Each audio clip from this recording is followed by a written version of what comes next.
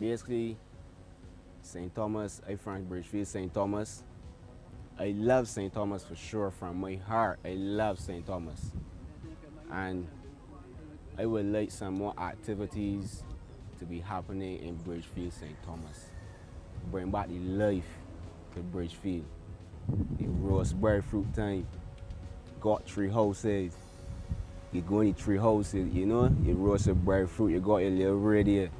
And you see Bridgefield pastor just don't like go to waste. Don't like go to waste. We got a hard court. We could do every other weekend. The old men versus the young boys in cricket. The old men versus the young boys in football. And we could also have the old ladies versus the young girls in netball, volleyball, whatever the case may be. Long tennis, road tennis, whatever. But Bridgefield community needs coming back to life. I love it. And once the community living in love, we don't even need no violence. That's the main object, violence. Get rid of the violence. You see, once you could get rid of the violence, I believe that Barbados will be very, very, very cool. Well, to be honest, Hyman Hill, I grew up riding bicycle coming through Hyman Hill. I get few falls, better known as, you know, road dolls, burnouts, whatever the case may be. But right now, Hyman Hill recently paved, and I drive on it already. And the view to the part of Hyman Hill, you could see actually out St. John Airport side. And if you drive in a vehicle and you stop and you can see the view, and you turn off your vehicle engine, you could hear the birds chirping, the leaves blowing, and then the view. I love it. Welches also, Welches area, the housing area, the units that going up, that the government, you know, establishing in the area. That's something good the government doing too, because everybody can't afford $150,000, $250,000 in household, eh? Small income. You know, that's a good idea. And I also welcome and appreciate the development of St. Thomas and Welches. Enough love all the time. My name is Rommel. I would have grew up in Rock Hall. From very young, run around these streets. Sorry, not these streets, but these gullies, these campgrounds, all around here, the first Freedom Village. Yeah, it was great to grow up over here, you know? The place where freedom would start. The journey actually to freedom would start, you know? I enjoy it. It's a nice, quiet neighborhood, but we like more activities, please, sir, and please, ma'am. We would like to see more activities continue. We want to see some Zumba out there sometimes. You know, I want to come and see some Zumba out there on a nice big platform. Some more poetry, some more culture, some more singing, some more dancing, you know, all them things I would like to see some more of it. You know, the place is a real nice neighborhood. St. Thomas is one of the best, you know. We still got a lot of peaceful things going on in the countryside. You got some sugar cane, some raspberry fruit, a lot of fruits. You got mangoes right here, golden apples, coconut water, natural juices still out here, plentiful, them kind of things, you know. But we need some more culture. Bring it through. Hi, I'm Chef Adrian Combach. I'm from Warren's Terrace in St. Thomas. And some ideas I would like for St. Thomas is a water park. Because we know St. Thomas doesn't have any beaches, but we have lots of open land and lots of natural springs found in St. Thomas that could be utilized too as well to have a fun water park for locals and tourists alike when they land to Barbados. Also, I would also love to have a cooking school for kids and adults in St. Thomas, centrally located, that everyone could participate and everyone could learn to cook. You don't have to become a chef, but we all got to eat, and we all someday have to learn to cook and survive. So those are 2 of my main ideas that I would love to see for St. Thomas. In Warrens, a lot of development is happening. There's a new mall going up in Welches.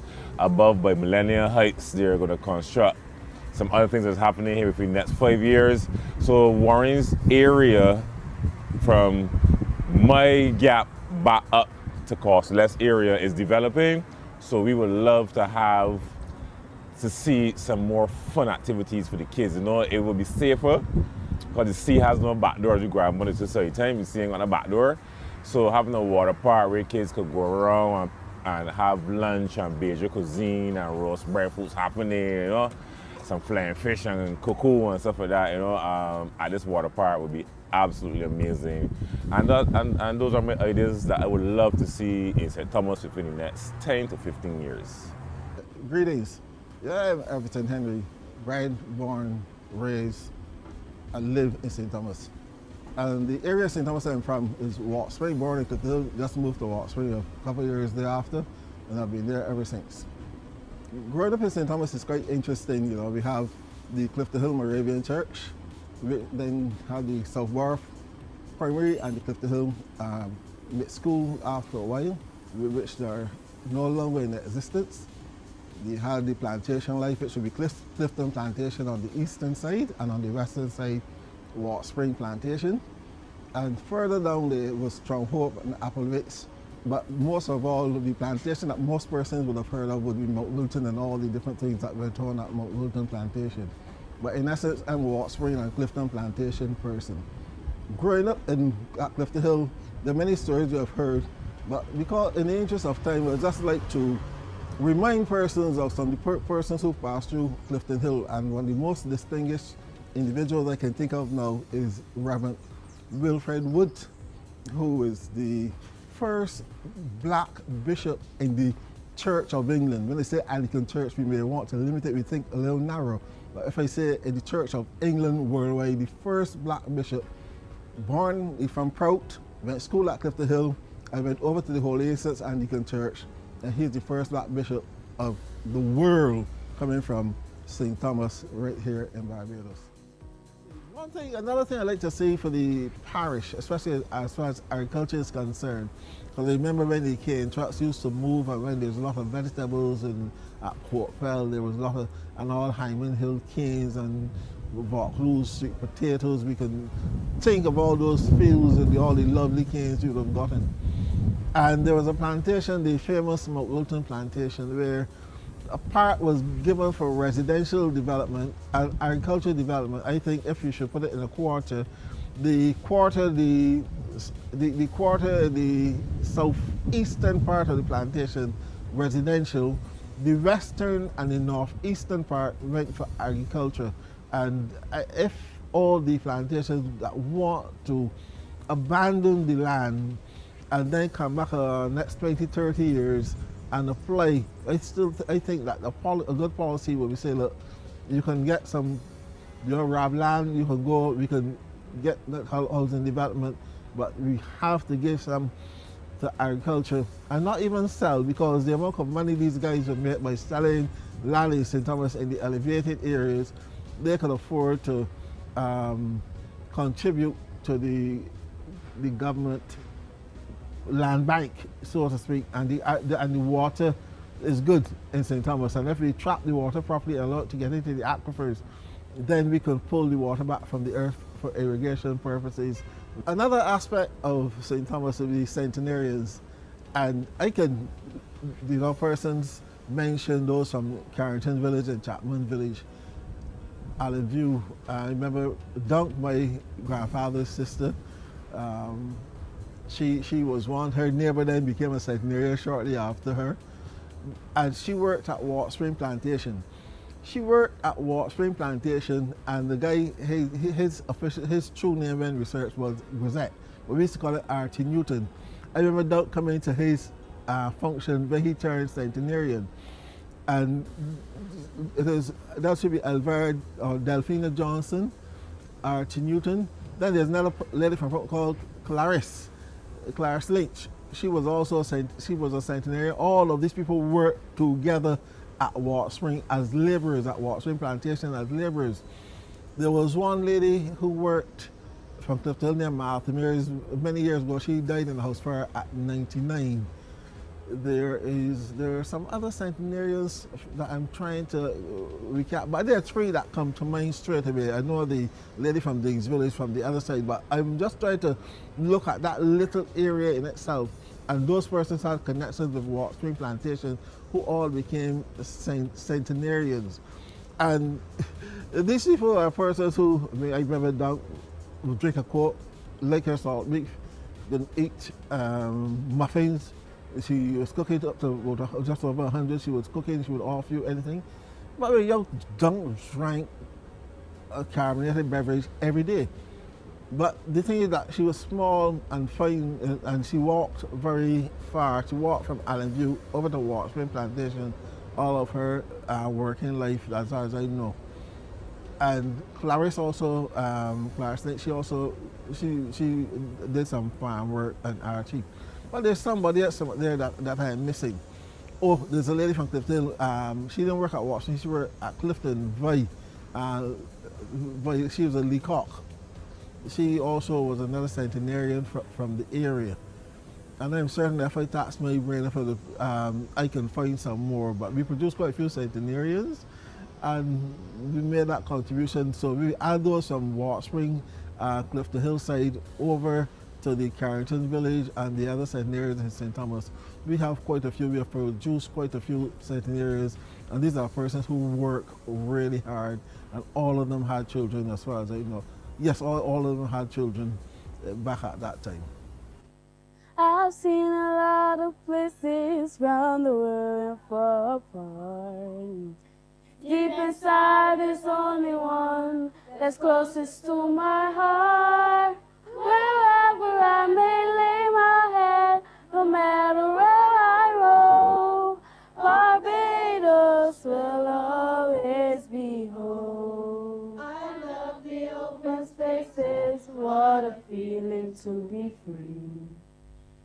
See the smiling faces, all they mean the world to me. A place for friends or family, a place to stand alone. Barbados will always be home. Barbados, yeah. Barbados, Barbados will always be home.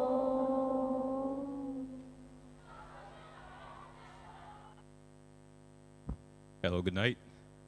Good night, everyone. I just want to welcome you all to the Ideas Forum St. Thomas edition.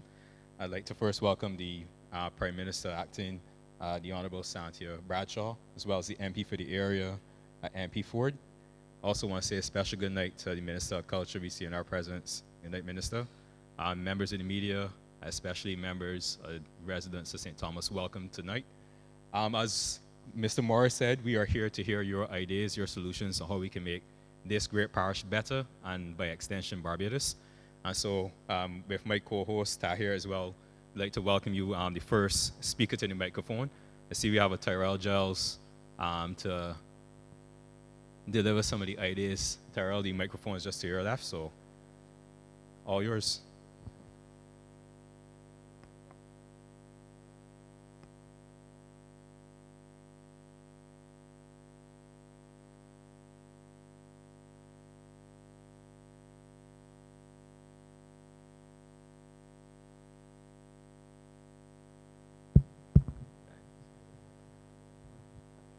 Hi, good night, Tyrell Joes from Allenview, St. Thomas.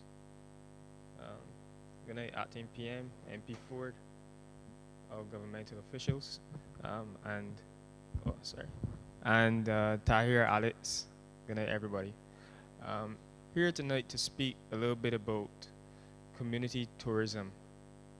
Growing up in Allenview, and we look around, we see that St. Thomas itself is home to many attractions, especially one of the main driving forces, Harrison's Cave.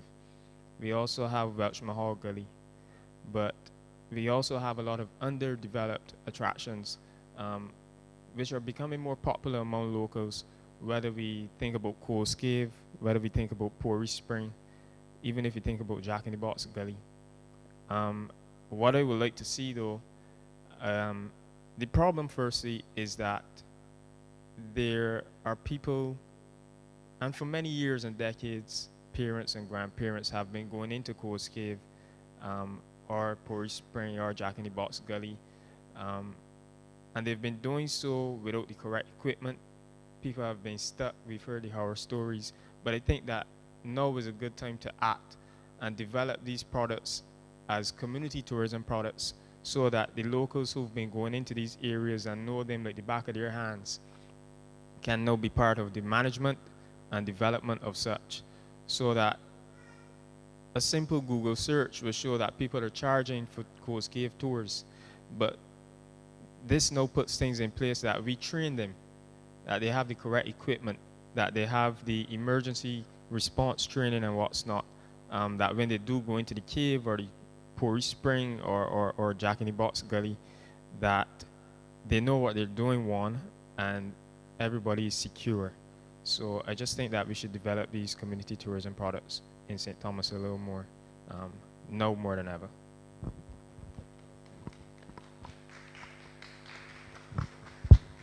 Tyrell, I must commend you for your idea. And good night, everyone. And as Alex said, we want to hear from you. But also, I think what we can do tonight is have discussions around some of the ideas that have been put forward. I think that would be important, that we could flesh out the ideas, because you can come and share. Also, let me flesh out and have a conversation. So if you have a remark as well or a thought on it, feel free to share based on anybody's presentation. So Tyrell, your idea for community tourism is pretty good. Who would you say would be the stakeholders responsible for executing this project? One, should it be a community-based organization, community-based business, then funnel to the BTMI? How do you see this being fleshed out? Because I want for us to go forward on these ideas and practically build them out into a way that it could be easily executable. Yeah, thanks, Tahir. So what I would say is that I go into detail in tomorrow's paper, but for now I would say that it should be, yeah.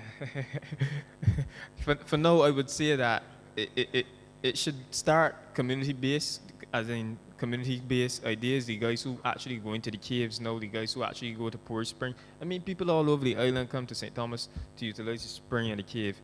But I would say that just like how the staff at Harrison's Cave undergo over 30 plus hours of international training, hardcore training before they can touch a zip line and before anyone else can cross that zip line, that the same is done before you can take anyone into that cave. Because I have family that have been stuck in the cave before.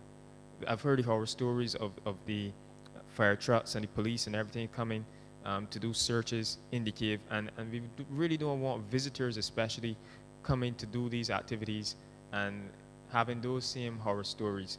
So I think that it starts with the will of the community, and then tapping into BTMI, BHTA to execute the training and the promotion of such, so that it reaches a point that the community can then manage it itself.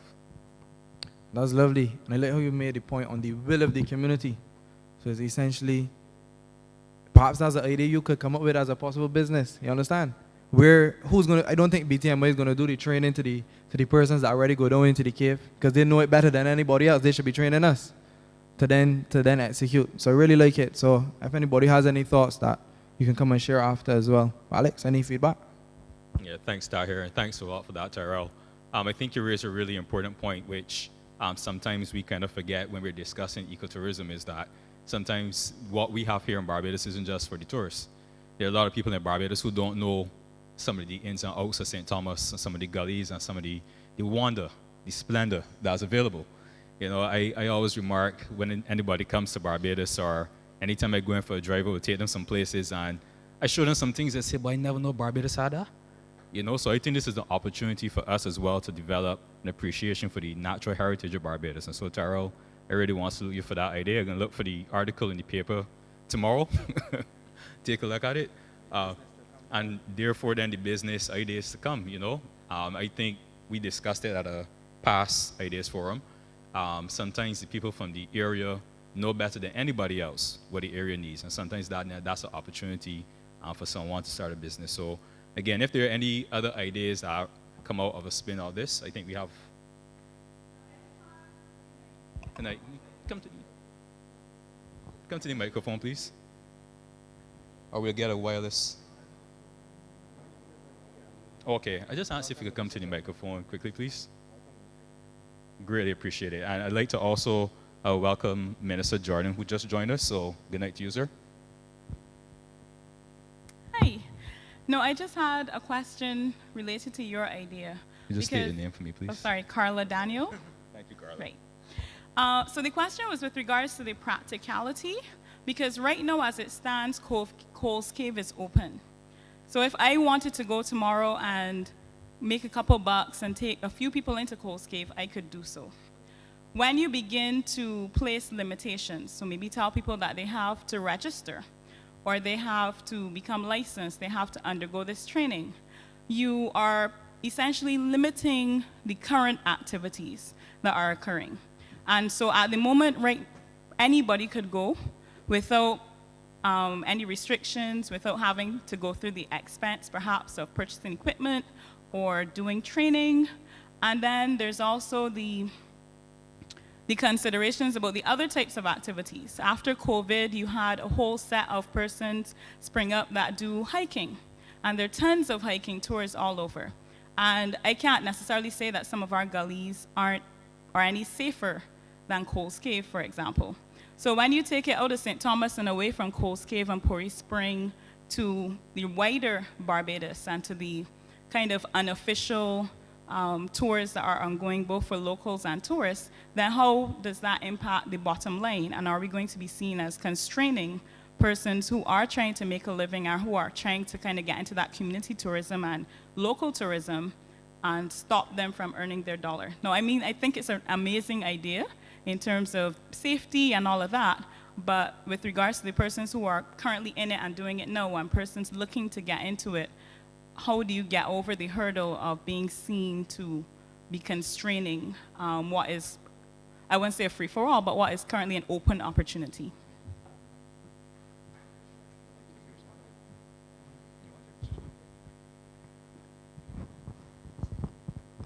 Yes, I just wanted to make the point to what Carla said. Makes sense. And you don't want to appear to be limited individuals, but if I were the one asked the question, my first concern would be liability. If you are taking people on tours, you may be getting out in terms of opportunity. But if one of those people happen to get hurt under your watch, what is your capacity to handle a lawsuit? What's the country's capacity to handle the negative fallout? So all sides have to be considered because it is a little more complex than just helping out the small fella.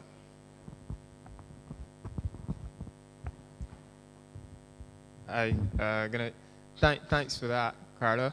And we'll definitely, we will be developing it for sure. I know Senator Nichols also has a keen interest in the development of caves as chairman of the caves.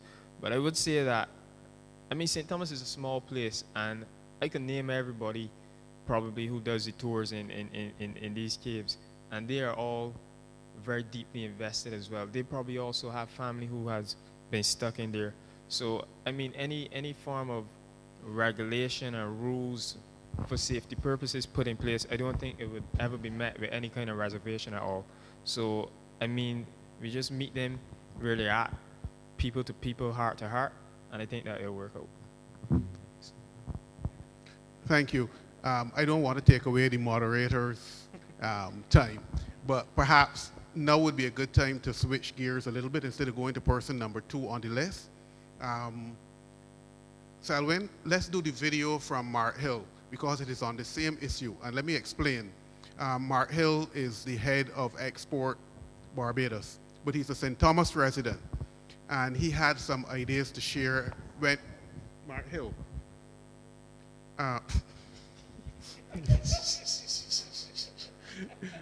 Yes, he had some ideas to share last week, but because we had to postpone, and now he's overseas on government business, so I asked him to put it together in a video. So you'll get the video now to see what his ideas were and how they fit into what was just said. Good evening, ladies and gentlemen. We are here at the grandfather of Gullies, Jack in the Box Gully. This gully was formed thousands of years ago when there was a clave that collapsed and created the formation of this particular gully. But while we may be seeing this just as another space where many people come and just dump garbage, this is a part of the Barbados critical ecosystem, part of our biodiversity. In fact, what we refer to this as is part of what we call our natural capital. So to the same extent that we have Harrison Cave that is generating a significant level of economic activity, the pitch that I want to make is for us to look at how our gullies in St. Thomas can begin to create significant economic activity. Now, St. Thomas has one of the largest networks of gullies alongside St. George. But the beautiful thing about the St. Thomas Gully is that it runs from St. Thomas all the way right down to Bridgetown.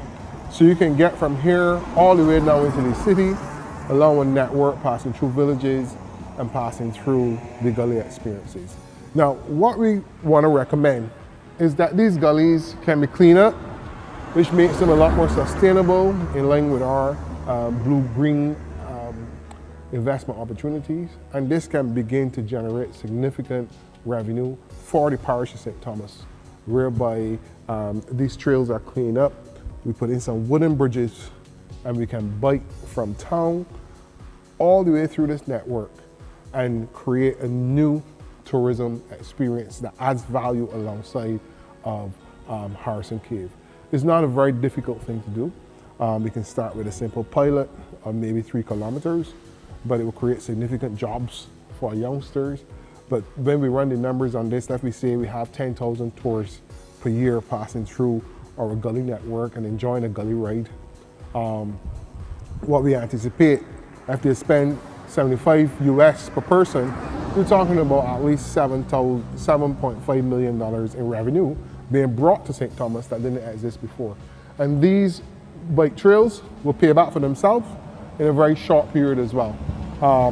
2, it brings a lot of persons who want to commute by bike off the road and they get them from point A to point B. So it's a matter of how we design the network and make it very interesting and exciting, not only for locals, but also for visitors as well. So we know we have a number of people that hike right now through these gullies. Right now we're sitting on a bridge here at Jack in the Box, so you can actually ride right through and continue up the network. And this is consistent across a lot of spaces in Barbados where you can ride under these bridges and get from point A to point B and keep out of harm's way with vehicular traffic. So we anticipate that this would be a very good project. A matter of design, the design work has to be done. We can begin to look at the design options, the wooden bridges, how we maintain water flow, discussion with coastal zone. You know, we have a program called Roof to Reef. This can be a significant value add to that Roof to Reef program where we can have from gully to beach. So you can ride from a gully at any point in St. Thomas and you can get down to the beach. And that's just the idea. And we think that it has viability. There's discussions with some manufacturers of electric bicycles that you can actually rent a bicycle and come through the network from point A to point B. So you're taking what you have at Harrison Cave, that particular natural capital that you're exploring with the cave, and you're transforming your gullies now into an economic viable opportunity. And this can grow big, and it's just a matter of taking the investment and taking the time to develop it through good design.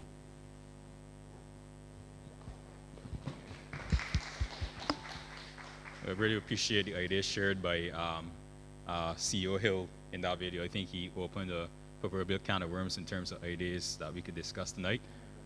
A can of gullies, my co-host says. I'd like to acknowledge Minister Ford.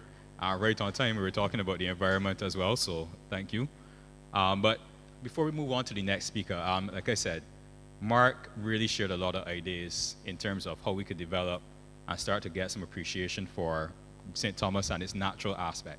So just based on his conversations, I don't know if there's anyone else here that would just like to kind of bounce or reflect off of that. Minister?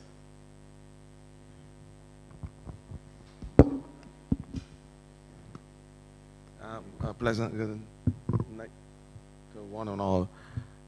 I'm sure I want to give Mark the rested assurance that what he just exposed there in terms of the Gullies, Jack and Box in particular, and there's Eternal Hall Wood. I am sure that every single person who listened to the budget, maybe not the long, not the 10-hour speech, but who listened to the budget, are being presented by my good friend Rance Ron, would have heard that this government is now on the cusp of ensuring that there is a Barbados Nature Conservancy Trust, which will have lead responsibility for our not only the Gullies, but our National Botanical Garden and a number of sites across Barbados, a number of our parks as we know it. And when I say lead responsibility, they will be responsible for getting funds and ensure through the NCC that we have the operational aspect to it as well. But our Gullies project, it is called Gullies Our Life project. And I want to thank my good friend, Minister Jordan, for coming up with that name, because we recognize that the Gullies and our ecosystem must be a part of our life. It must be the basis, the heart that beats around the country in terms of protecting a natural ecosystem. The Gullies being an important cog as it relates to our ability to fight our climate change and our natural disasters. It is the only green carbon sink that we have, without a doubt. And we started the project, the Gullies Our Life project, about 2 months now. And I must say, because it is disturbing, Mark spoke of the rustic beauty associated with the Gullies, the fact that the ecosystem can provide an alternative touristic drive for our country, the fact that exercising as a part of that oasis could be something that we look forward to. But the other side to that is the side that I would like to equally talk about, and that is the wrong side of my tongue now, the maladaptive behavior of Barbadians. Of course, it is a shameful exercise when I, as minister, have to be part of a project which, in 1 hour time, is able to liberate at least 80 bags of garbage.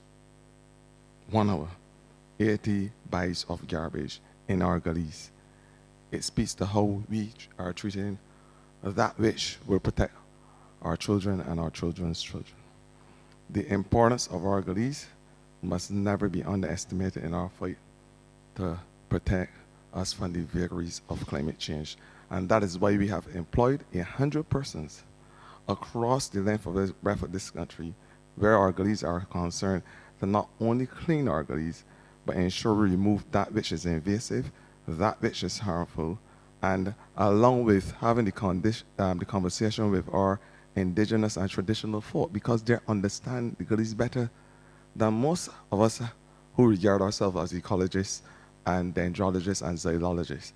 They understand it, and we have to have an appreciation to bring them on board as part of the conversation. So what we said is that we invite the communities around the area to be able to have the conversation with us so that we can plant, rehabilitate these Gullies, and allow them to now not only be enjoyed by our locals, which is important, but equally provide another avenue where our tourists will come and enjoy beautiful Barbados. I want to say we have started the project.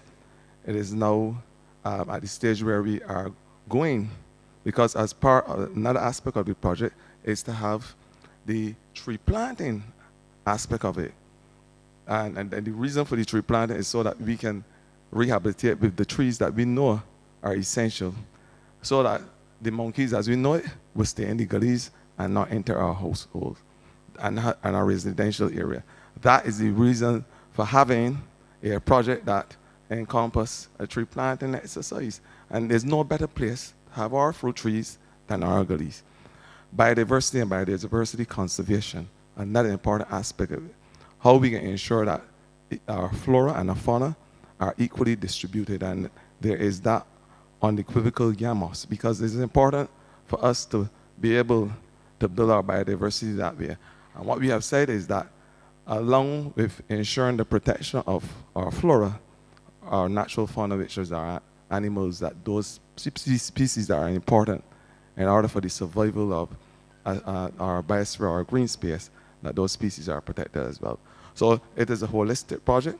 I hope that Barbadians will come on board, but equally, it is also a call for us to stop those, we call it, in science we'll call the anthropogenic behaviors, the behaviors which cause us to destroy our ecosystem by littering and doing all those bad things. So the project is well on its way, so Mark has no problem, and we are going to ensure that our oasis as a Gullies, that they continue to strive, and that Barbados can remain beautiful and unspoiled, in the words of Cheryl Hackett. Thank you. Thank you so much, Minister Ford. Gullies are life. I will take that one to heart. I hope everyone else does as well. At this point, I believe the Prime Minister, you have a few thoughts you'd like to share with us. So good night, everyone. I think Adrian probably preempted my thoughts because I was going to call him up to speak to the Gullies project, because I know we've been in discussions for quite some time regarding getting that off the ground. That ties in nicely with MTW's work in relation to the bridges, because I think St. Thomas, I'm sure there will be some questions tonight about our bridges as well. But in addition to looking at the gullies and trying to preserve the natural environment, one of the things that we also recognize across the Scotland district is the need to restore and to rehabilitate a number of the bridges, because they in turn also become a space where people are curious about, but also it's a heritage area as well. There's a lot of history behind the bridges as well. So we've also in MPW this year put aside some funds, not only to assess the bridges, but also to, in some cases, redesign the bridges with a view to them being able to have a bridges project, which would allow, and Dr. Springer, who's Parl's second in ministry, because of his background in history, he has been working with the team at the University of the West Indies to look at creating a project which would allow us to identify where each of our bridges are. I think the last time we had a study done on the bridges was in 1985, and it identified a number of the bridges and the work that needed to be done, but we did not have, over the course of the last few decades, a lot of work and improvements to the bridges. So hence why MP Ford and others at a number of parish speaks have raised these issues in relation to the condition of bridges across the country. It is an expensive exercise, just as it is for us to be able to put persons in place to be able to clean the bridges, but I think both ministries are committed to being able to make those improvements, particularly in the Scotland district. And I think you know that under the Scotland district project, in addition to the roads that we're seeing getting done, there are a number of bridges as well that are have also been incorporated into the works plan, and that work has already started in the Scotland district. On the earlier point, I think Terrell would have raised, I think it is a good idea to be able to look at safety. I think more and more we're becoming aware that some of the things that we've taken for granted for a number of years now require us to perhaps put a bit of rules and regulations in place, not because we're trying to prevent people from doing things which are natural, but more from the safety perspective, not just for our locals, but also for tourists visiting the island. So I think, Terrell, that the fact that you know everybody who goes in across the length and breadth of St. Thomas and is involved in these activities, it may be worth a conversation with the Barbados Tourism Authority, BTMI, certainly, to be able to capture those individuals and maybe see if we can come up with a plan that works for both parties, because I think at the core of it is really the safety of our people. And I wouldn't want that we wait until somebody comes in and decides to invest in the area, and then we have the uproar from the residents. I feel that this is very much like crabbing. I've attended crab nights in St. Andrew and had a whale of a time. And I believe that these are things that we can tap into as alternative tourist activities and attractions across the country. Many times, if you go to the other islands in the Caribbean, you will find that there are lots of things that are very indigenous, things that we as Bajans probably wouldn't even think about.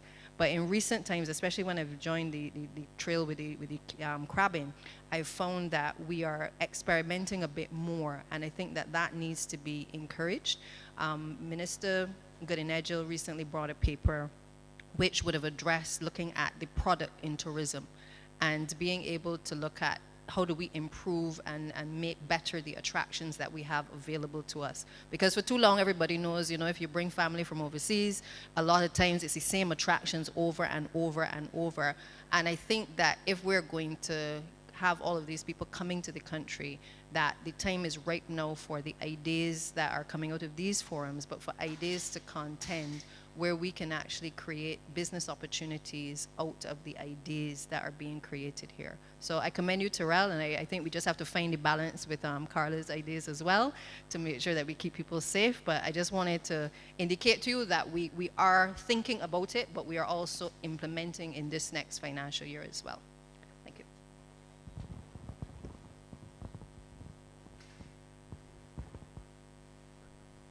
The conversation is certainly flowing, and you see how many ideas come from one idea. And as we said, Terrell, you're getting it fleshed out already, coming from different perspectives. And that's the important thing as we have these conversations.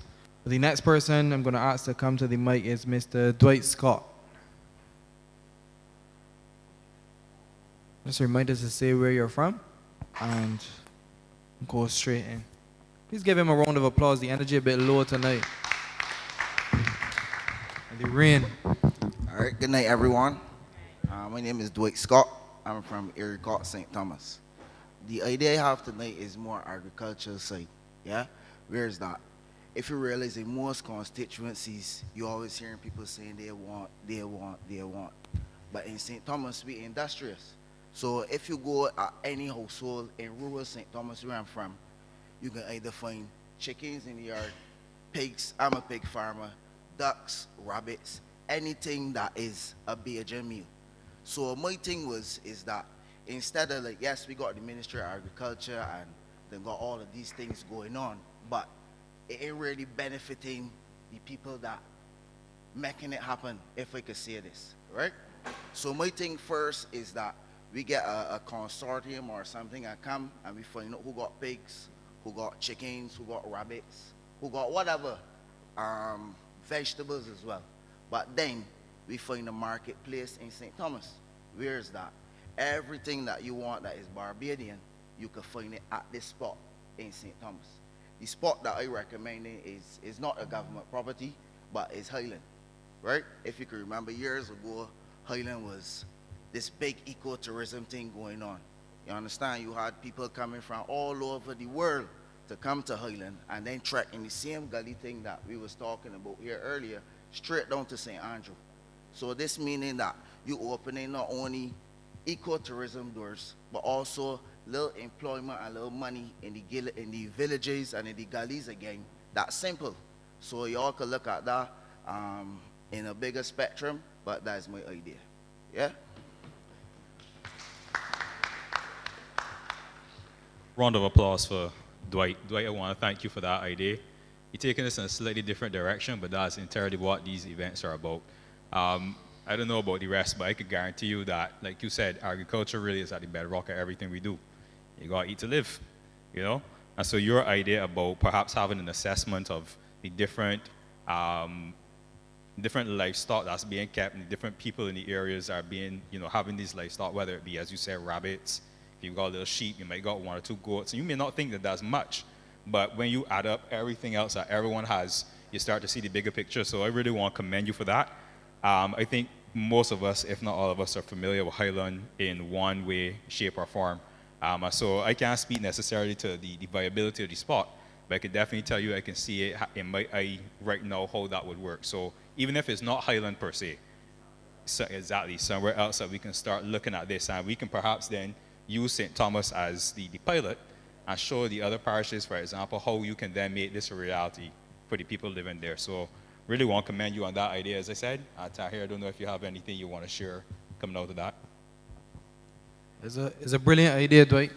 But beyond that, make it as holistic as possible. Some of the best soap makers come from St. Thomas as well. You understand? Come back to the mic, man, Dwight, don't run.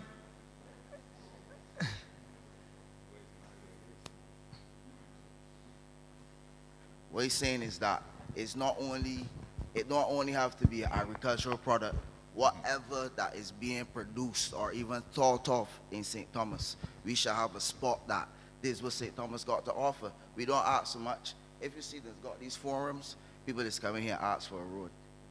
The boy don't ask for a job or anything like that. We just come and ask for infrastructure. You understand? Because as I said before, we industrious. We can look for what we want for ourselves. You understand? So this here now, for provide now something for a youngster that's saying no on the block now saying you, my mother got 2 chickens and she do I can put 5 in there. Cause I know Saturday they got the thing down there that I could get my thing sell. So it's like, as I say, it's a broader like this jumped me, which is that I thought it was another forum, so that ain't the forum that this is, so I come with this forum, which is that this game more better my constituency, which is that everybody would get same, but still everybody could come to St. Thomas now and see where St. Thomas got this for true. Or St. Thomas, like, let them see what he is. You understand? And to me, St. Thomas is the heartbeat of Barbados. You understand? And it's like, we gotta start treating it as such. Dwight, before you go, I have a question though. You know, Highland, obviously you said it's private property. Yeah. If it was another area, one in St. Thomas that you would choose, or would say were ideal to run as, let's say, perhaps a pilot before you move to Highland, because you want to get right before you go big. You start small and grow. Where would be that other area? Start small. It can't start small one place. You will go spread it out, which is that 1 week you will go for instance, at Bridgefield. Next week you will go at Content. Then you go at Holy Innocent. All of these things is that government already put there already, which is that you don't have to come and actually buy something, buy a place or whatever.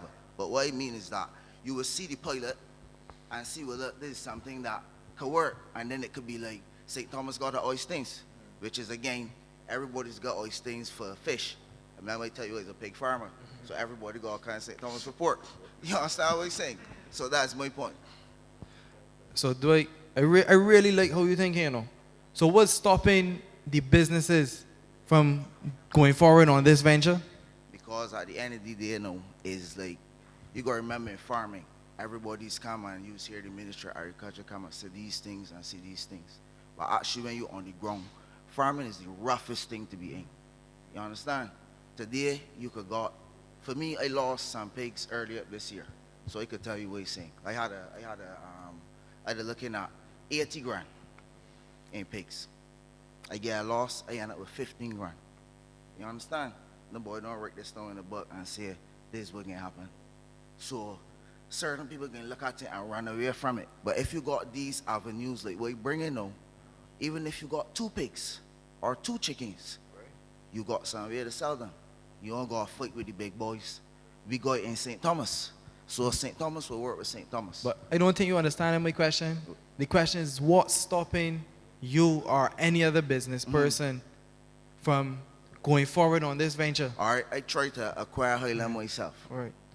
When I tried to acquire Highland, it was them ain't seeing it, which is it had belong, not had belong. Santos used to rent it before. I mean on the front of. But I tell you what you saying. On the front of the smaller buildings. But I stepped forward as to create this space for everybody. This is what you're trying to show, because everybody don't think like outside the box. Sometimes like it's take one person to think this, then like you could come together with everybody. But what I was trying to do was to acquire Highland for myself. Whereas that if I got 5 people in my neighborhood, they ain't gonna pay me nothing. But I will promote, I will set up everything, the infrastructure, everything, and bring everybody. So from there, obviously, you get a free ride. So if you get a free ride, it can't stop you because everybody don't got the mindset to make it happen. So somebody that's got to step forward to make everybody follow. You understand? So that is it there. No, Dwight, I really want to again give you a round of applause and acknowledge your ideas.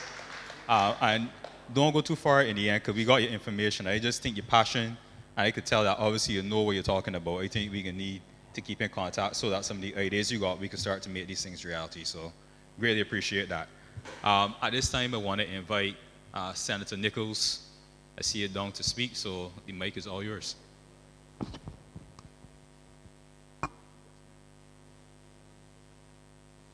Good evening, everybody. Gregory Nichols from Alpha Seat St. Thomas. First of all, I want to thank my two friends, Tyrell and Dwight, for coming and speaking so passionately about St. Thomas. I actually want to talk about the things that they said, actually. And I will confess that we have been discussing these ideas in my moving around.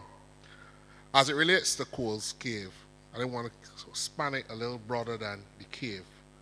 Barbados is one of the 3 limestone settlements in the Western Hemisphere. So our geology is kind of unique. And it has implications for our groundwater supply and really life in Barbados. Not only do we have to pay more attention to our gullies, our caves, our water courses, our rivers, and our springs. I would like to see us start with putting a legislative framework that defines these settlements, these installations, in much broader terms. We have the Caves Act, but the Caves Act doesn't go far enough, in my view, to define what is a cave. We don't have legislation defining the gullies in a particular way. Now, the reason why this is important, as the young lady spoke to, we don't want to stop the local people from being able to make a living as they are doing now. But they also have to be cognizant of the safety concerns as well as the environmental issues. We can't just have unregulated access to our caves, our springs, our gullies, our water courses, because these have downstream, no pun intended, impacts on our water system. We live in a country where water retention, because we are on a limestone rock, is going to always be difficult. And a lot of the people from the Water Authority will tell you here that they're seeing rising levels of saltwater incursion in our aquifers because of the rising level of the seas.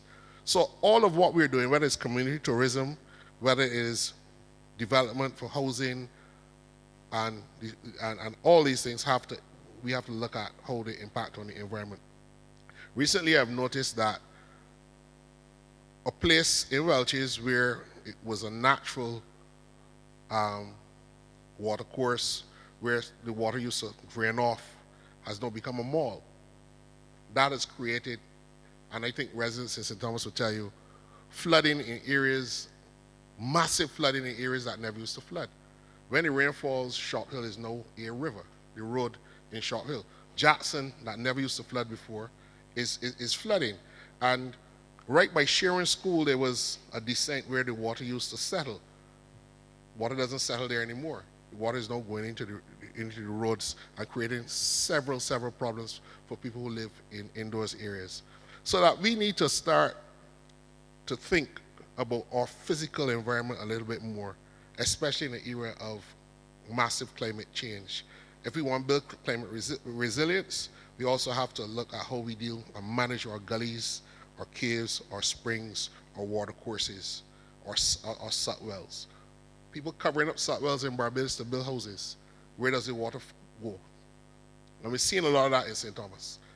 Covering up the salt wells. These were natural installations, some of them man-made, some of them natural, that our forebears have had in the cane grounds and in the fields to manage water.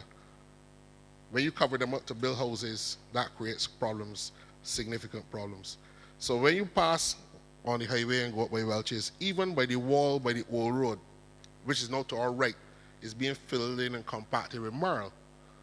As children, when you walk in those areas, you used to see water and even sometimes some fish in those areas. But if you fill it up with marl, where's the water coming off of Welches going to go? Where is it going to go? So we need to do more. We need to pay more attention to our environment. We need to teach the children of Barbados the geography of the country and its linkages with the environment. Gullies are caves that collapsed thousands of years ago. We can't just have people traipsing through the gullies because that is going to affect the ecosystem in some way. So we have to manage it. How do we manage it? We need to regulate it. I also feel that in terms of the development, the idea from Mark is an excellent idea. But at the same time, how do you fund it? If you allow developers to develop, they must have planning obligations as part of their planning permission. We recently passed a new planning development legislation to replace the Old Town Planning Act. And I find that that is one of the ways in which we can be able to manage our environmental concerns and also open up economic opportunities for people. What do I mean? Dwight spoke about a farmer's market. I think that's what he's talking about.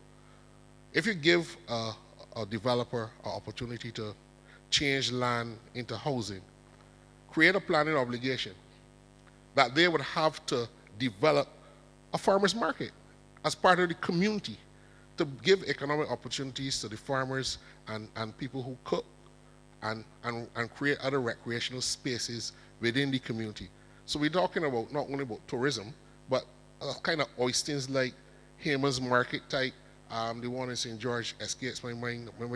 Brighton, where my children go all the time. You don't have to go all the way into Brighton. That's a space where people can sell food, the local Barbadian cuisine, and we have a place in Barbados. I would like to see St. Thomas be, for what oysters is for fish, St. Thomas should be for chicken and pork and authentic Barbadian cuisine. So we need to create those spaces. And how you can fund these spaces? Create planning obligations for developers. And they don't have to be developing in a particular area. So if somebody's wants to build a large hotel or something like that, give them an obligation that they have to buy X amount of local produce from the farmers in the communities around the development. They can't escape it. Rather than giving them a tax incentive, so to incentivize them under the Tourism Development Act, let us expand the categories for incentives so that if you put in infrastructure, it could be even a sporting club, develop a playing field, develop a swimming pool to teach young people how to swim, and those things.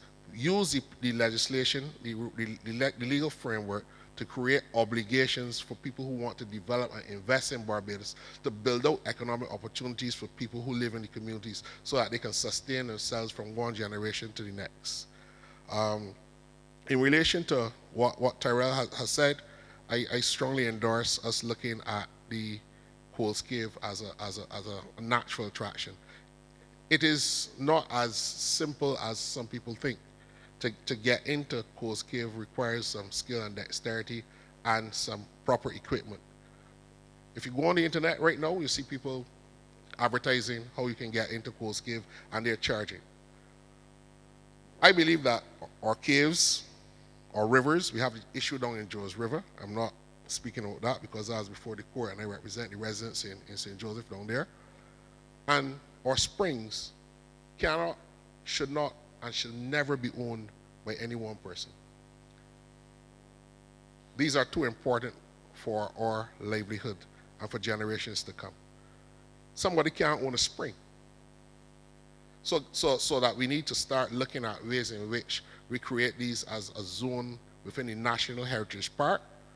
And I want to see the Ministry of the Environment and the powers that be start treating the National Heritage Park in Barbados much more seriously, so that somebody can't come and say, well, I bought the land where this river or this spring is, and exclude the residents and other people from accessing them.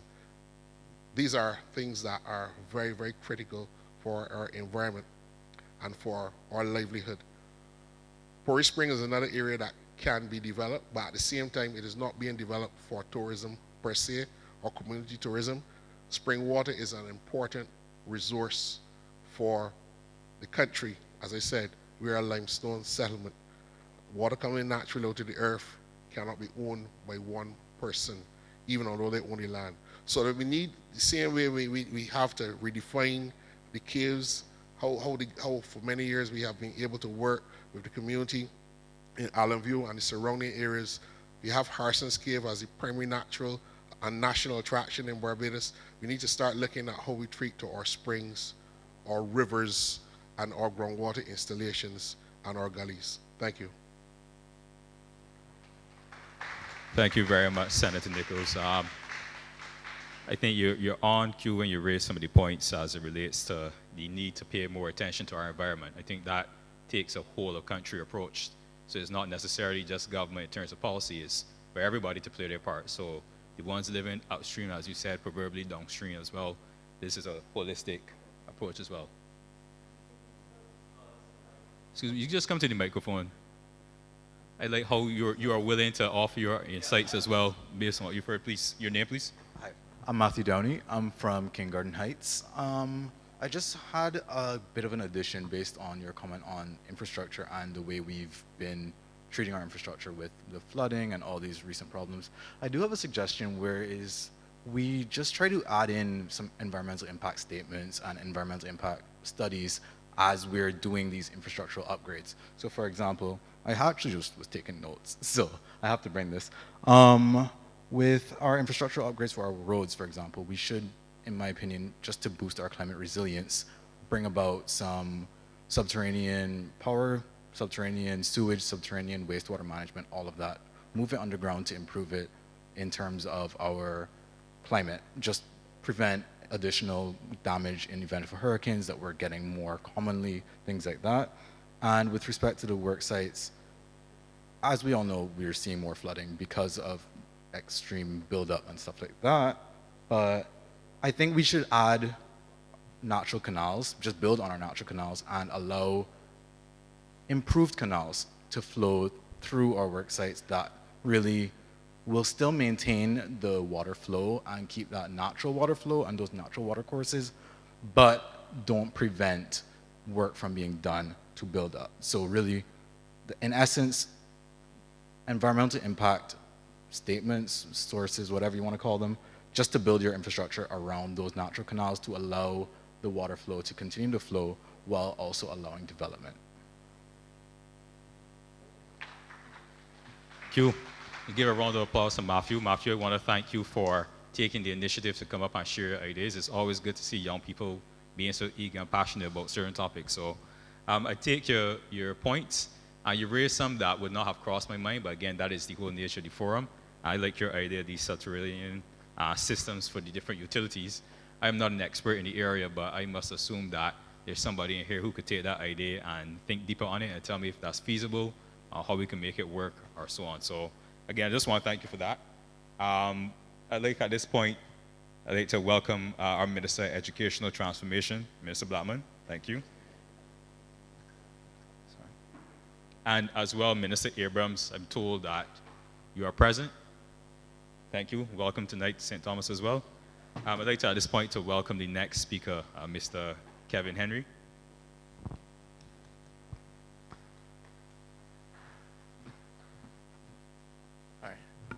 Good evening, everyone. Madam Prime Minister Acton, ministers, members of cabinet, MP for St. Thomas, Ms. Ford, Ms. Cynthia Ford. Good evening, everyone. My topic this evening is on the issue of nature as well, and the gullies. But mine is a little bit different to the one because I want some level of action or deterrent put in place for illegal dumping. So you can leave from Russia Gully in the east out towards Fisher Pond, come all the way down to Jack in the Box, go out to Vaucluse, which is literally a stone's throw away from the dump, where access to dispose of your garbage is free. And you will see couches, you will see fridges, you will see all sorts of debris just dumped. When cars, fans, tiles, construction waste, many different types of waste. I am old enough to remember when Jack in the Box was cleaned twice. The first time was still in nursery school, and that was a massive operation because, you know, as a child, you see all the big excavators moving in and out of the gully, and you're interested about it, and you see that it's garbage. And then once again, I think in the 2010s or the late 20noughties, they call it, I think it was cleaned again, the level of garbage. But in the last year or so, probably since COVID, one of the things I recognize is that you drive through that road almost every week, there is a new set of litter being put there. Recognizing that the people who are dumping are citizens like you and I, they're our brothers and our sisters. Our gullies are important for our nature, our water, but beyond that, we live in this place. We live in St. Thomas. We live with the trash that you come and leave there when it's only a couple kilometers away for you to reach the dump. Now, I do like the ideas that we've had and the development. We have the Roof to Reef project. You have the Gullies Are Life project. But I think there's time that we look to pass legislation as a deterrent, or even implement cameras or motion sensor cameras or motion sensor lights or something that would deter people who dump. And to me, the biggest dumpers right now are the animal waste people. Every week you could smell something different when you go through Jack in the Box, whether it's offal from chickens or a dead cow or something.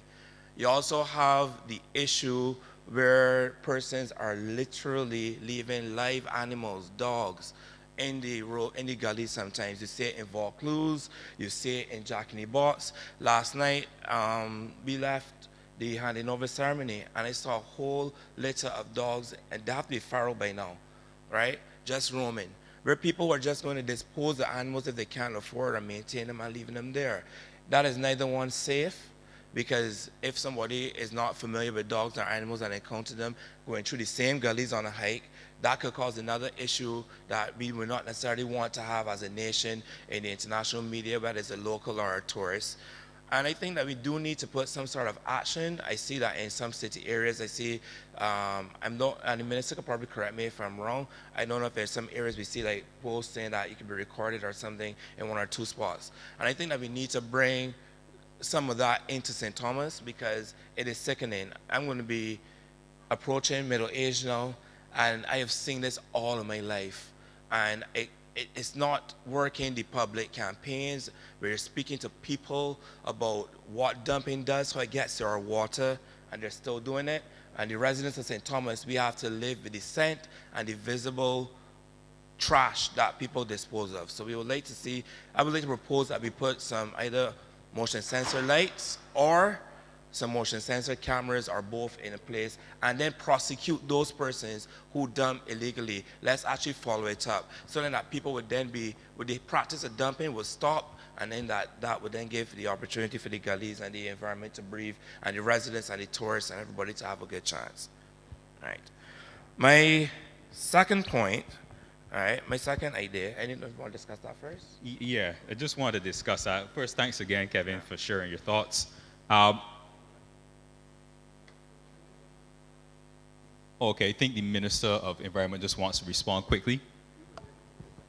But I want to, first of all, ditto everything you said, Kevin, right? Yeah, Kevin, because your concern is the equal concern of every single Barbadian, and I believe those in earshot and earshot of your voice. I believe it because it is a problem that has bedeviled not only this administration, but every single administration, probably since Adam was a lad. And it speaks to who we are as a people. We, unfortunately, and I'm talking about government, those in the police service, those environmentalists, ecologists, those persons who have a natural concern for the environment, can't do it alone. That is the reality. It must speak to who we are as a people, the ethos that deals with how we think about our environment, the protection of that environment, and then equally how we train from the little child, those in the dawn, to our teenagers and our young adults as it relates to illegal disposing of refuge. That is a serious concern. And as you said, right in St. Thomas there is the dump, the landfills, which has been in operation for years, and effectively so. So it's not that difficult for persons to carry their garbage and place it in the legally prescribed place. Not that difficult at all, but yet still you find them dumping illegally. There is legislation under the Health Services nuisance regulation, which speaks to a fine of $5,000 or a summary conviction of, I should think, a year in prison. It could be subject to correction. But there is legislation there if persons are caught in the act. The difficulty is that it's easier for persons to take their cell phone and take pictures and videos of nefarious activities than to take a cell phone and a video, of course, of someone who is involved in illegal dumping of refuse in this country. That is the problem. And I spoke earlier to who we are as a people, and I'm saying these are the things that we should be using our cell phone to do, to record and then report. Because we in the Sanitation Service Authority, the manager under the same legislation has the authority to report and get the matter brought before the law courts. So I'm equally making an appeal to Barbadians to take out your cell phone and take the picture and report. That is one way. But what we will be seeking to do as a government, as we have started, is to have cameras put in a clandestine way, of course, because we cannot let persons know where these cameras are placed, because that would defeat the purpose. We have put a number of cameras across Barbados, and incidentally, where we put those cameras, those persons are no longer dumping. And this is the fight the continuous fight that we are involved in. That's why I'm asking every single Barbadian to get involved, because you must now be the eyes, and you must now be those advocates that we need in order to have this fight against illegal dumping, because it is really a continuous fight for each one of us if we are going to save our country. Because when we destroy that which Gregory spoke so passionately about, that you're now speaking about in terms of our gullies and our ecosystems, then expect more hurricane barrels. Expect more of the Hurricane 4, the Category 4 hurricanes in the month of June. The anomalies that we are faced with, expect more of the Elsas, the freak storms, because climate change is as real as day is night. So I'm saying we will continue to put our cameras, and when we catch the perpetrators, we will ensure that the legislation that is there is enforced. Thank you. Thank you as well, Minister Ford. I just wanted to add as well, as you were talking about the littering, the scourge that's littering at the same time, previous speakers were talking about the issues of flooding. And I don't know if everyone will know, but sometimes in many cases I've seen, when you have this level of littering and you think it's out of sight, out of mind, and when the rain starts to fall and the waters come down, you realize that a lot of the canals and so on just blocked up with a lot of trash. And you might not have seen this for a number of weeks or months, but then when it really matters, it matters. And so really think that the plea for us to start showing appreciation to where we live, our environment, and to litter and dispose of these things, start littering and dispose of these things in the correct manner, is really the plea that everybody should take to heart. Kevin, do you have another contribution? Alex, before Kevin, in response to the minister. Okay. The erection of cameras, and the minister spoke to people being smart about it. You put up a camera, people dump somewhere else. But perhaps the answer is, and this is just my thought, my suggestion, maybe the answer is not to put the cameras where people dump. Now, if St. Thomas is one of the areas that attract a lot of dumping, these vehicles don't start in St. Thomas. Right, I got you, Minister, MP, I understand what you're saying. But if a vehicle passes, let's say, Redmond's Village, with 4 fridges on the back of it, and the cameras that are on the highway pick up that vehicle passing, it comes back on the return journey, and there's nothing on the back of the camera, on the back of the truck. It must have been dumped somewhere. There's only one legal dump. Is there a record of the truck showing up at the Mangrove Pond landfill? If no, then there ought to be some way of demanding or investigating the operator of the vehicle to find out where was the trash left, and then proceed with the act of prosecution as evidence allows. But because I do a lot of walking, as people know, and I don't like walking on the main road, so I walk through all kinds of back roads.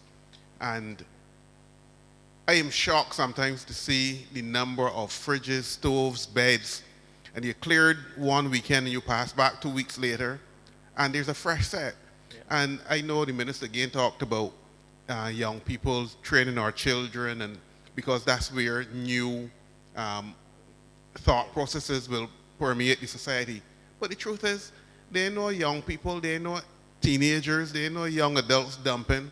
They don't own trucks and they don't drive trucks. They're mature, responsible, adult, hardback people who go to church on Saturday and Sunday and who do other things and appear. And the minister again said, all Barbadians are concerned about it.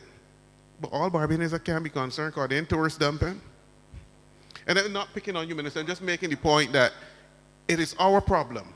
Yeah. We are the ones creating it. And perhaps we just have to be a little more forceful, because there is no magic to policing. There's no magic to investigating, and we use cameras to solve major crimes. We can use the cameras to solve some of these smaller ones without investing necessarily in new cameras. Use the cameras that are available to the authorities already. That's just my thought. Oh, Roy, I just want to bounce off an idea you had as well.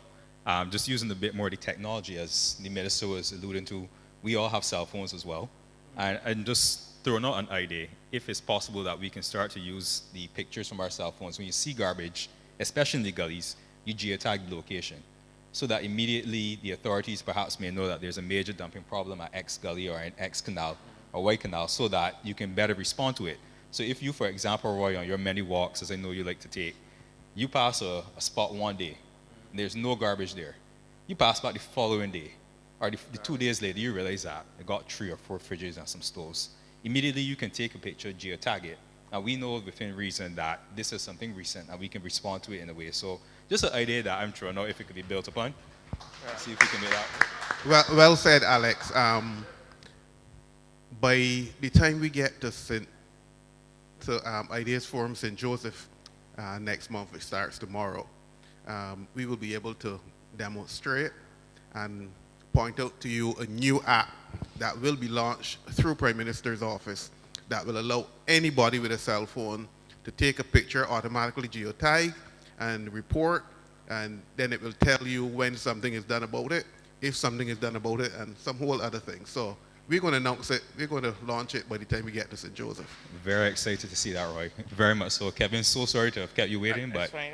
the floor is all yours again. Solutions, once we get ideas and then the ideas bring Correct. solutions and they're implemented, we're happy.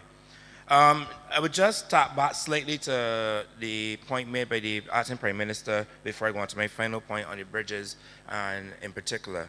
And it was a single concern that I had, and I've raised it before. There was a regulation put in place upon the restoration of Jack and Bott's Gullies Bridge a few years ago, about 10 years ago, in terms of the size and weight of vehicles due to the vibrations and the age of the bridge and compacting. Recently, in the last year or so, we find that many different companies and government agencies have decided to flaunt that rule. Yes, the signage is not there, but as somebody who relies on that road as a connecting road, the rest of Barbados, especially persons traveling from St. George and St. Philip and Christchurch working on the West Coast, depend on that road. If we lose that link road, the inconvenience to the people who live on the eastern side of St. Thomas and St. Joseph, and those persons coming from there to the West Coast, is significant, and it will cause significant traffic delays in other areas such as Warrens. What I'm asking is that we can have a revisit of those regulations and have the signs put up and at least let companies know, especially the construction companies know, if that road is allowed for them to use, because there are alternate routes that those trucks can use. But if we lose that road again, it is a major inconvenience, not just for people locally, not just for residents of Barbados who travel to different parts of the island, but it's also for tourists and other people. So that's something that I would like the minister to be able to look at substantively before we lose the road once again.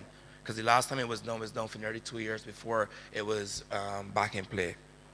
And then my last point was on the environment and also transportation. And I think that most residents in rural Barbados, in particular in Rain Central and St. Thomas, as we call it sometimes, would argue that the ASH program came about due to unfortunate circumstances in terms of the volcano erupting and we having to get rid of the ash. After the ash was gone, they were maintained and did an excellent job in maintaining the size of the road and keeping the bush off the road. And I don't know about many of y'all, but for me who traverse St. Thomas often, there's a clear drop in terms of that level of service within the roadways of St. Thomas, and we find a lot of encroachment of bush and shrubbery coming onto the roads. And it's just something that we may be able to look at to see if, maybe not across the entire island, across each parish, but in the parishes that particularly need it, the rainfalls in St. Thomas, especially in the higher areas, almost every single day, if not every day. And you see the big difference between the road being the comfort in traversing when the roads are well maintained versus when the bush is in there. And that's something that is easy, but it's something that I think that will make a difference to the lives of people who use and live in St. Thomas, the roadways in St. Thomas. And that's my points for this evening. Thank you again, Kevin. Almost right on cue, you see the rain is falling every day in St. Thomas. The rain start falling. But thanks again for your suggestions and for your ideas. We'll move to the next speaker at this point. I have Raymond Brooks. Raymond? Okay, see you come in.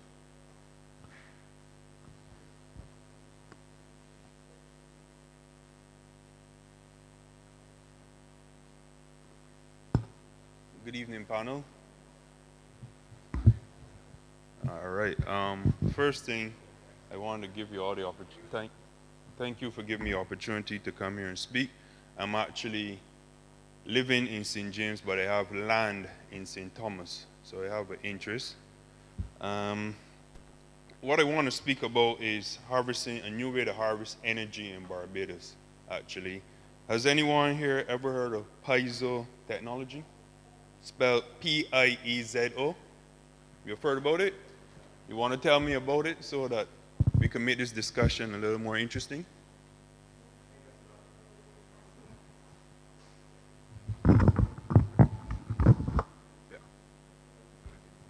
So piezoelectrics are specifically to do with electricity harvested from vibrational energy, correct? Yeah. It basically is, in a layman's terms, if I have something like a tile here, and I were to step on this tile, I'll be creating energy by just decompression, just push and pull energy. So my idea is to implement this technology at our roundabouts. All right? So if everyone can just think of the whole roundabout as movement going round and round in a circle, and we can actually just place these plates in the roundabouts, and when a car drives over them, they actually trigger the energy. And then somewhere around the roundabout, you can actually store this energy, and then you can use this energy to send it back to the grid, or you can actually use this energy to actually light up these street lights on the roundabout, or the actual traffic lights by the roundabout. So this isn't just a St. Thomas idea, this is an idea that can actually help to reduce the energy in Barbados. And then possibly, if this energy that we are harnessing, we can actually send it back to the grid, and then it can actually help the residents of St. Thomas and Barbados. The reason why I thought of this, and I wanted to present it here, is because, as someone says, St. Thomas is the heart of Barbados, is the center. And if we can generate energy from the center and push it out, then we can actually transfer this idea to other parts, wherever there's a roundabout. It's reasonably low to generate the infrastructure. You can even use it on the current condition, the current roundabouts as they are right now. The infrastructure is fairly, I wouldn't want to say cheap, but it is not as expensive as other energy resources or any new energy resources you want to implement. That is basically the idea in a nutshell. All right, thank you.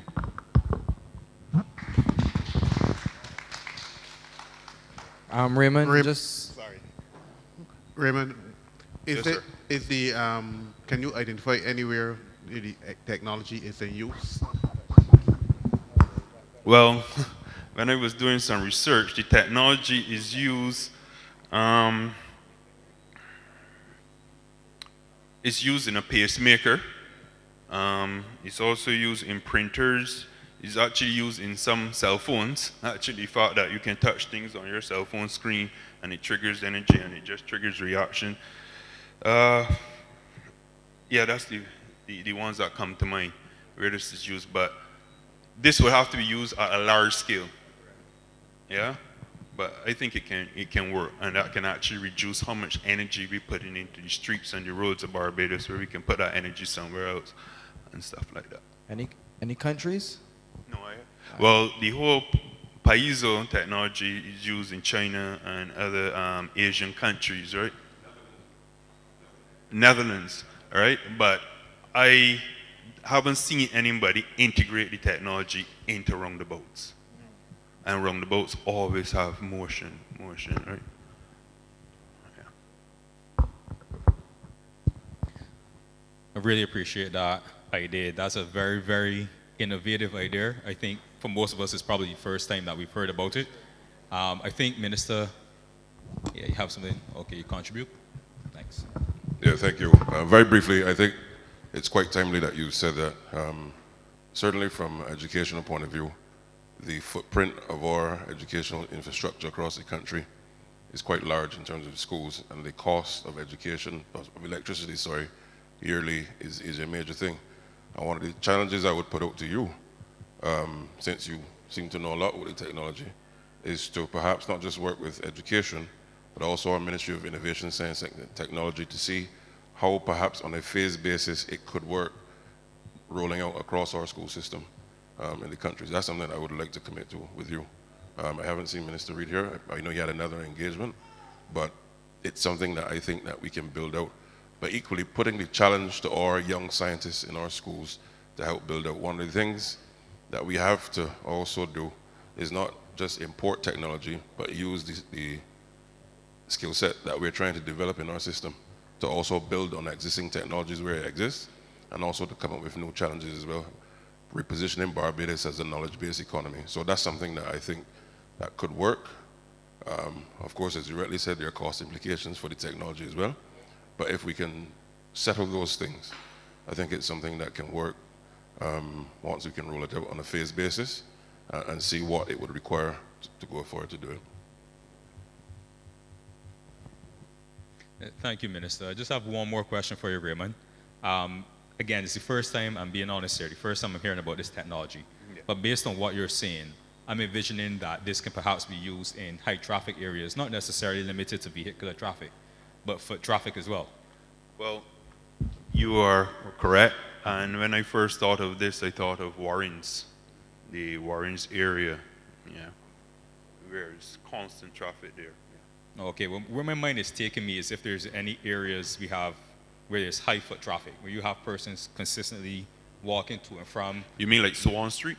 For example. Yeah. Is there, perhaps we can look at using that technology to help power lights in the area, to help in terms of generate some electricity, because there's always foot traffic in these areas. So just, again, new to the technology, but just thinking it out. So appreciate you for sharing that. That's something I'll do a bit more research on. Equally, on that point, thinking sports related, a football field to power the lights at a football field. Yeah. But I really like to hear more on how much the investment may be that has to go into it. And I suspect it may be a lot of money based on what I'm seeing off of Google. Mm-hmm. But as Minister Blackman said, I think it's something that can be worth exploring because it's very innovative. Thank you. And there's so many ways that you can frame it.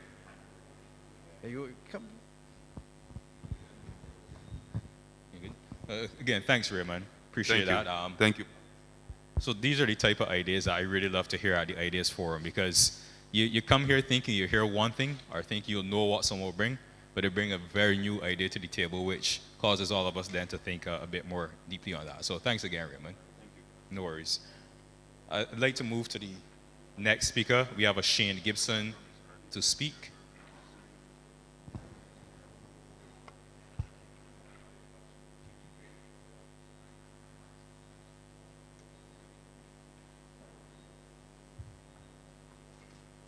Hi, good evening. With protocol being observed, I just want to say a pleasant evening to everyone. These are a series of ideas that came out of a pet project of mine called Elevate Beijing. Oh, sorry, that would help, right? Shane Gibson, that's my name. From Welshman Hall Gully. I've been in St. Thomas for 6 years. Originally a St. Michael guy playing on my Lord's Hill, but St. Thomas has become a place of love, renewal for my family and myself. First Avenue Welchmore Hall, sorry. So clearly I knew. Sorry, the hashtags of. All right, cool. So at least I bring a laugh to the crowd. Top stuff. But yeah, so I'm speaking about something called Elevate Beijing, which was a pet project of mine, especially during COVID. There are a couple of ideas that's going to come out for the main idea. So I'll just try to be brief. But if you want the fullness of this with the 5-quarter analysis and all the other jazz, I'll be more than willing to submit it to the relevant persons. But this is just more of a teaser for it, all right? So let me start with this month. This month, we know we got more kites in the air than Trafet got chips. And they can be making noise with the bulls and stuff and so on. One of the first ideas was to actually elevate the concept of the Beijing kite to become kite drones. Now, we know about staking out a kite. But if you stake out the kite with a source and you use materials that are, I don't want to go fully into it, you use materials to substitute for the kite paper, such as fabric, solar fabric to make the kite. These will obviously be only licensed really to farmers to address perennial larceny, and I guess maybe the illegal dumping. But the idea is essentially to harness these kites, allow regular fellas in the village who are the best kite makers to pioneer and lead that process, work with persons at the SJPPI or what's not, and maybe give me a chance to also scale this thing to go to our brothers and sisters in Africa to help with poaching or what's not. The ultimate idea is that you're going to use a kite instead of a drone, which has to use a lithium-ion battery, and after a while only has a certain amount of time before you take it down and then charge it again to put it back up. But you will have this kite that is using solar power to keep the video and everything running inside of it. It will have the relevant gyroscopic stabilization and so on. And it will also, if you change the model of it, you can change the bull to actually become a small wind turbine or a small windmill, and hence use the wind up there to generate energy. So that's one idea under this concept of elevate region, right? And again, I could submit the document to you, which would fully flesh out what it looks like, but this is just a teaser. The second one is innovating our fishing boats. I don't think, and I'm subject to correction here, I'm not a fish person, but I don't think the fishing boats have had much innovation over the years. The idea is to, one, redesign the fishing boats that they're leveraging, again, solar, but also, I call it like a tri-power. You're leveraging solar, wind, and the wave energy. And what it's going to do is going to help you to stop spending a bunch of money on ice. You can redesign the fridges that are, for example, inside of the day boats. And it could also then power a small Starlink. I don't know if anybody is familiar with Starlink. That way, the boats, when they're out there, we could reduce fishermen getting lost. And thanks to a certain South African with his satellites all around the world, these fishing boats will be powering their own electricity from sun, wind, water, connected to the internet. And on top of that, they're able to reduce the amount of diesel they may need to buy, or the amount of ice, or the amount of energy they need to do with keeping the catch that they got cool. The third thing is essentially a co-op, and I'll just go back to the idea of this. As a little man growing up in Millerton, my dad always spoke fondly of the foundry, right? And this is a place that taught Bajans how to make stuff. He said, Shane, I learned how to make spoons, I learned how to make lathes, I learned how to make cogs and stuff and so on. Unfortunately, we don't have the foundry. But as I think of my dad, pardon me here, there's a dad joke, fondly, I remember the thing that came out to him was you had a cross-section of older people enabling and elevating younger people. And for me, as an operations manager where I am, my form of leadership, form of management has been one where I realize we have a lot of kids who have rote knowledge, but they don't know how to apply their knowledge to actually make something and make a difference. So the idea is to have, I was playing with the things that are Barbadian, because again, it's the Elevate Bajan. And the idea I was playing with was the Pelican Business Institute or the Barbados Innovation Institute. But here's what it is. It's going to meet a felt need, which is receivables management. Now, I've managed to lead a team that has done some work for our entity here in Barbados, a government entity. And we've seen how receivables management has helped to recoup money that was lost. The idea is to take the students and they would actually become the workforce. Their mentors / managers would be persons who are professionals in the field, whether they're from SJPPI, BCC, school, or what's not. But you'll always hear the youth saying, well, listen, they're trying to apply to a job, but I need 500 years of job experience, and they can't get it. So this allows them to be placed into a real company or a real institute that's addressing receivables management. We have delinquent debts. If you look at BRA, we have issues with managing the early life cycle of the 30 to 90 day, and then the ones that go beyond 120 days. And there are a number of places that have delinquent debt.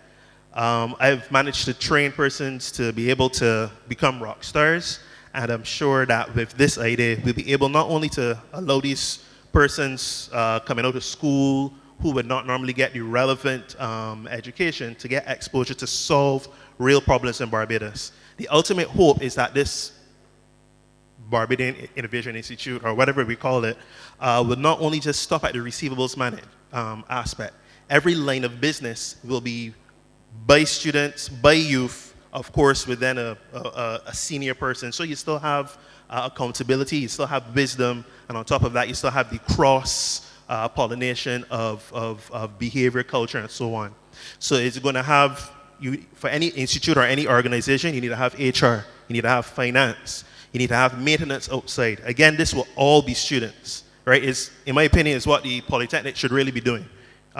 They should be judged on keeping the Polytechnic running, and not just doing the courses, but actually running the institute. It should be run by students, but that's another conversation. It's not a unique idea. It's basically a co-op, but you will find these in Sweden, the Netherlands, or what's not. But it is taking our rote learners and equipping them with actual skills to solve problems in Barbados, right? And again, it's all under the concept of the pet project I had during COVID. Clearly, I had a lot of time on my hands, called Elevate Beijing, because we have to move from this place of hating our Beijing antiquity, right? We have people that come here and spend $5,000 to go down Brandon's and to dip their toes in the water, to get a snow cone, to go down in Westbury. We got to learn to love who we are. And we could go back to all these speeches that we've heard from whatever government, whether it's Barrow about the mirror image of ourselves, or even our PM. We could go back to these messages, but at the end of the day, it's for us as Bajans to realize I need to appreciate what I have. I got to appreciate using the jam that my grandmother made over Aunt Jemima, right? So it's with that heart and with that basis that this whole concept of Elevate Beijing is hoping to be able to be a solution to elevate that which is Beijing, but also bring our youth to be able to solve real problems, big problems, in a tangible and easy way. So thank you for your time. And thank you, Shane. Shane, when you go back to your seat, I want you to pat yourself on your back, because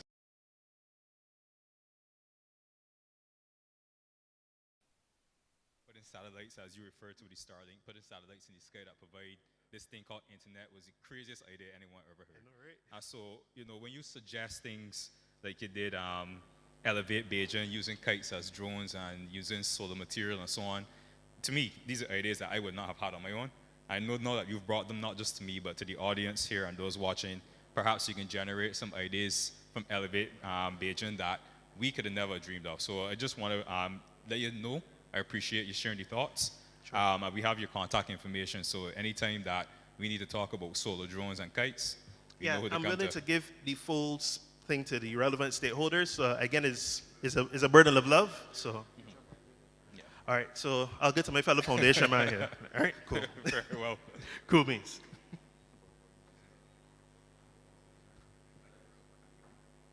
Okay.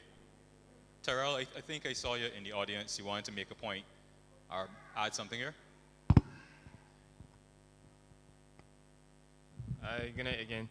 I was just saying that following the regathering events, all of them, there was one in particular about the storytelling. I think it was in the park. And it made me think a lot about my generation, persons my age and around my age. And if there were to be a regathering 20 years from now, who will be telling the stories? And I really think that we in St. Thomas should put some kind of informal forum in place for safeguarding our knowledge and the knowledge management and the knowledge passing on to the youth. We don't want that when MP Ford and Peggy Niles and Gregory Nichols and everyone who has this deep history of St. Thomas. Yeah, we don't want the knowledge to go on with them.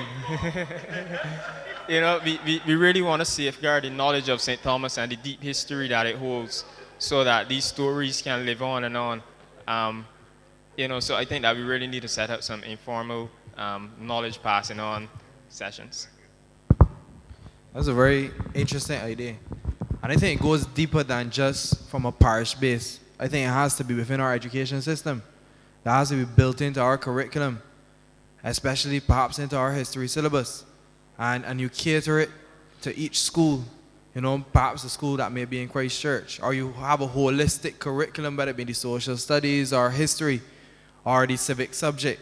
And I think that needs to be built in from the primary school level all the way up to university. Because we still learn about Caribbean civilization at UE, as you know, as a mandatory subject. At BCC, you have to do ethics and citizenship. In secondary school, social studies. So how can we build it in to part of that education transformation strategy? And that is where the knowledge can then be passed down. If you leave it to informal conversation, nobody can come, nobody can be there. But if you build it in and find it to make it in a way that's very creative, that people can enjoy and people can understand. And I think that is where we need to start framing and going forward. And I know the minister is here responsible for education transformation. So how can we come up with these ideas and share these stories and put it in a way that's very creative? As you said, the Stampede stories? Stampede series, which is very good. But now how do we build that now in a way that can reach people who may not come to the event? Or we put it in a movie or in an act or in theater or whatever it may be, whatever form. So I think that's where we could possibly take that. So very, very, very good suggestion indeed. I think I'll need to give him a round of applause. So we'll be moving to, I believe, we have one more person. Okay. Matthew Downey? You had another point? Okay, that was just for record. Okay, brilliant. Well, no problem. I just want to, before we wrap up, I just want to offer my insights. It was the first time being in the chair and listening to the ideas from this perspective, and I'm completely blown away. Don't know if it's a St. Thomas thing or if, the next parish has some big boots to fill, but I'd like to commend every single person who shared ideas tonight. Those who were scripted to do so, and those like yourself, Matthew, who took the initiative, really commend you for it. I really appreciate the ideas that you shared with me and with everyone else here present. So just from my end, appreciative message from me. So thank you very much also for inviting me once again. And Alex, it was a pleasure to share the stage with you. As Roy said, it is age before beauty. I don't know if it was beauty or if it was age hosting tonight. Or it was all three. Age, beauty, and everything else in between. Okay, fair enough. But I really want to commend the persons who presented tonight. As Alex said, some very fresh, innovative ideas. Because as they go through the country, you hear the same old, same old. So and I really commend Dwight, especially. That was my idea of the night. Perhaps that could be something we could put out, idea of the night, and get him a little award, Roy. Idea of the night, suggestion of the night. And I encourage people to come out. Fair enough. We could go back through the tapes and then call. But thank you so very much, and please get home safely, Roy. So, having had their chance to wrap up, we cannot leave here without giving the opportunity to the acting Prime Minister as well as the MP for St. Thomas. So we'll go first to you, MP. Thank you very much. Good evening to everyone. Sounds so soft-hearted. And good evening, ladies and gentlemen. Good. They've given the most aged person here the chance to wrap up. And I'm so happy because it says that this elderly is being embraced with the youth, like these young, bright gentlemen and ladies who are here this evening. I want to just put some topics on the table, and they can be discussed and fleshed out otherwise, because in the interest of time. And I want to say that the evening session was really very empowering. And the first one I want to refer to is we're having so many challenges with young people and the violence. And I want to also extend my sympathy not only to the young child's parents and guardians, but indeed to any other family that is feeling that kind of violent pressure, and then the trauma that comes with it if they don't get constant tutoring and guidance, and so it impacts on them for a whole lifetime. And with that out of the way, the first thing I want to, and I just want to put the idea on the table, I'm not going to elaborate on it now. We can always get four otherwise that we can discuss it. I want to recommend community-based activities. We have too many hundreds of Barbadians who are now retired, and people have just pushed them on the back burner. You're talking nurses, teachers, doctors, social workers, physical education personnel, and so on. And they just go home and waste away when I know that they're the ones that are the good pillars of good discipline, hard work, dedication, and sharing their knowledge and skills in communities. It happened before. It can happen for us again. We're losing a lot of the morals and the values that we were brought up with, where I still say yes, please to people, whether they please or not, but that was the tradition. My mother would call and would say, yes, please. Did you do so? And say, no, please. And I'm not talking about servility. I'm talking about good discipline and respect for not only the elderly, but for self and others. And I would wish for us to be able to reach out to the police who are retired, the teachers, security officers, the bus drivers, persons who were in the community that were the mentors, and let them tell their stories and help to be able to reach our children. In our elderly department, we have a project that we are trying to now have it established properly, where we call it the Granddaddy Project, and it's exclusively for boys and males, particularly with mature males, so that the mentorship can happen, because we can take cognizance of the families where sometimes there are 3 children in a household, 3 different fathers, and then the mentorship is not there. But the last child's father, he maintains the house. And then when it comes to the other 2 children whose father has to pay the taxes or whatever, or has to pay the money through the court, that father of the 3rd child says, he ain't getting the food in here to eat tonight, because he was his father and put the money in the court. And then that little boy is lonely, he's going to steal, he doesn't have friends. So many things go wrong with our children. I love men and the boys. The girls will always survive. And so I want for us to look at a project like that as we go forward. The other one, well, the illegal dumping came up already, so I will not even waste time with that. But let us use our retired people for that other matter. The other one is to do with the pensioners in our communities and what is happening with them. Many people are nurturing them or coming forward to say, I'm going to offer you my services for free, and so on. And then they are robbing them blind. Power of attorney, title deeds are taken. Other people come in to want to work with them, and they're taking away everything the seniors have. And the thing is, because everybody knows my name, they will know the Honorable Prime Minister and the Deputy here too, and the others, but don't care where they come from, because they've given me that position as elder care advisor. Everybody calls me for even off the island. My mother's in the house, and some young man carrying away all her pension. My father is in there and he's sick, and they're coming forward and acting as though they want to help, but the title deed's gone.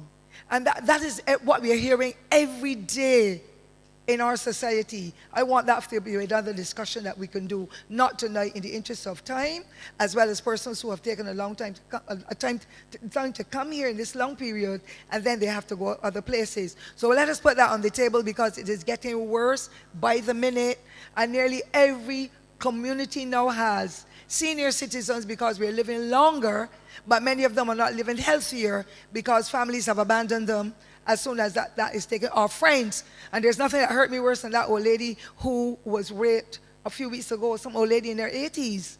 And that says that we are not living together as a community, the close-knit community Barbados would have been before.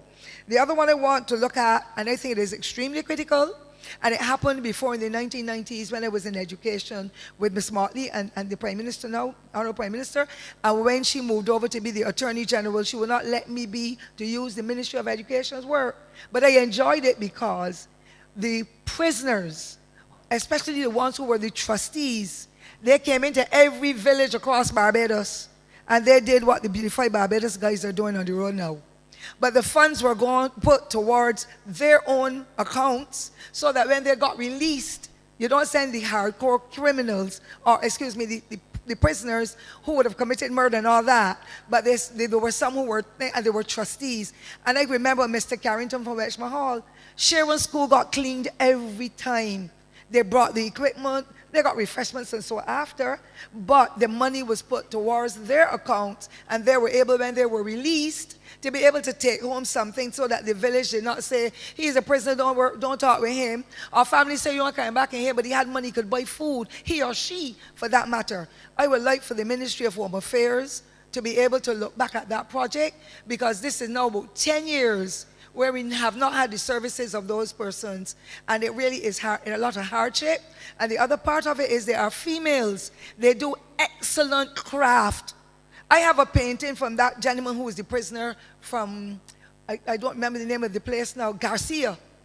Because every time the Labour Party had a conference, those prisoners that were there with the trustees, all the paintings and so on, and they got market price for the paintings. I'll never part with mine. And I'm saying they're doing that kind of painting and they're doing skills. Mrs. Jiggets was one of the persons who worked with them.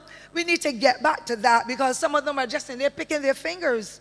I'm planning perhaps when they come out what I said will do wrong or how it will change my life for the right. So I would like for that to happen, but that is another discussion. I'm not only putting it on the table right now.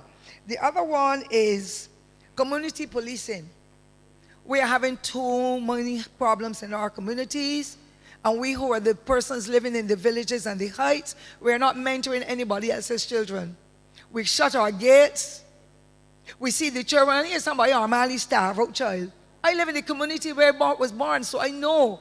And these same young men in particular, but their girls too, are suffering. When I know in the late 1990s, because I was born many moons ago, as I said, I'm the oldest person here tonight. I don't care if I look so or not. I'm the oldest person.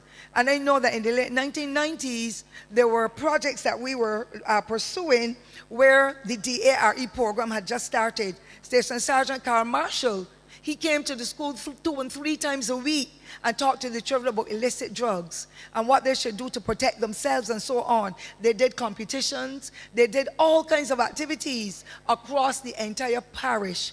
If we can get that kind of mentoring again, because now that the aspects or there's a certain component of drugs that would be okay for use for recreational purposes, we still have the permeation of the drugs in almost every community and every household, and we are losing our children as a result. So that is another one that we like for the community policing. The children did competitions. They went on tours. The particular ministry that manages the drug, what do you call it again?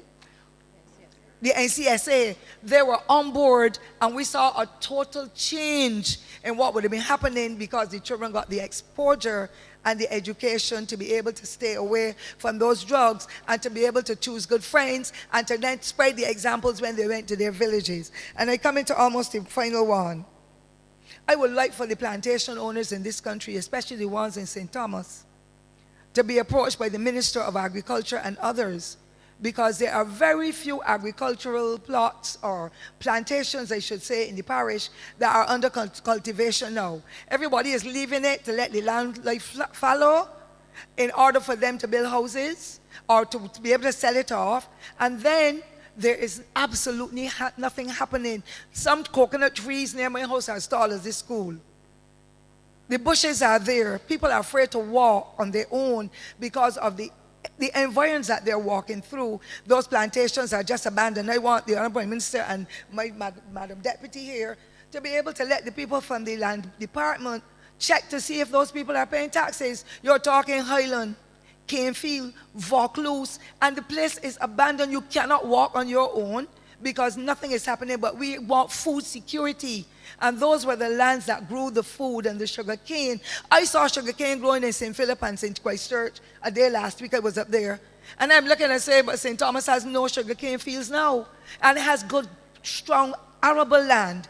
I think that the governmental level needs to make some communication with those plantation owners and encourage, even if they sublet the land, so that people who want to grow vegetables or grow sugarcane or whatever, that can happen and we can get the food security here instead of, I don't even know what President Trump will do anyhow just now with the things that we have to import for food and all that. So we need to feed ourselves, and we can do it again in Barbados, all down in Springvale, where my mother grew canes and we had to cut them and head them and get them to the main road. Nothing is happening but massive trees, forests, and the cowage.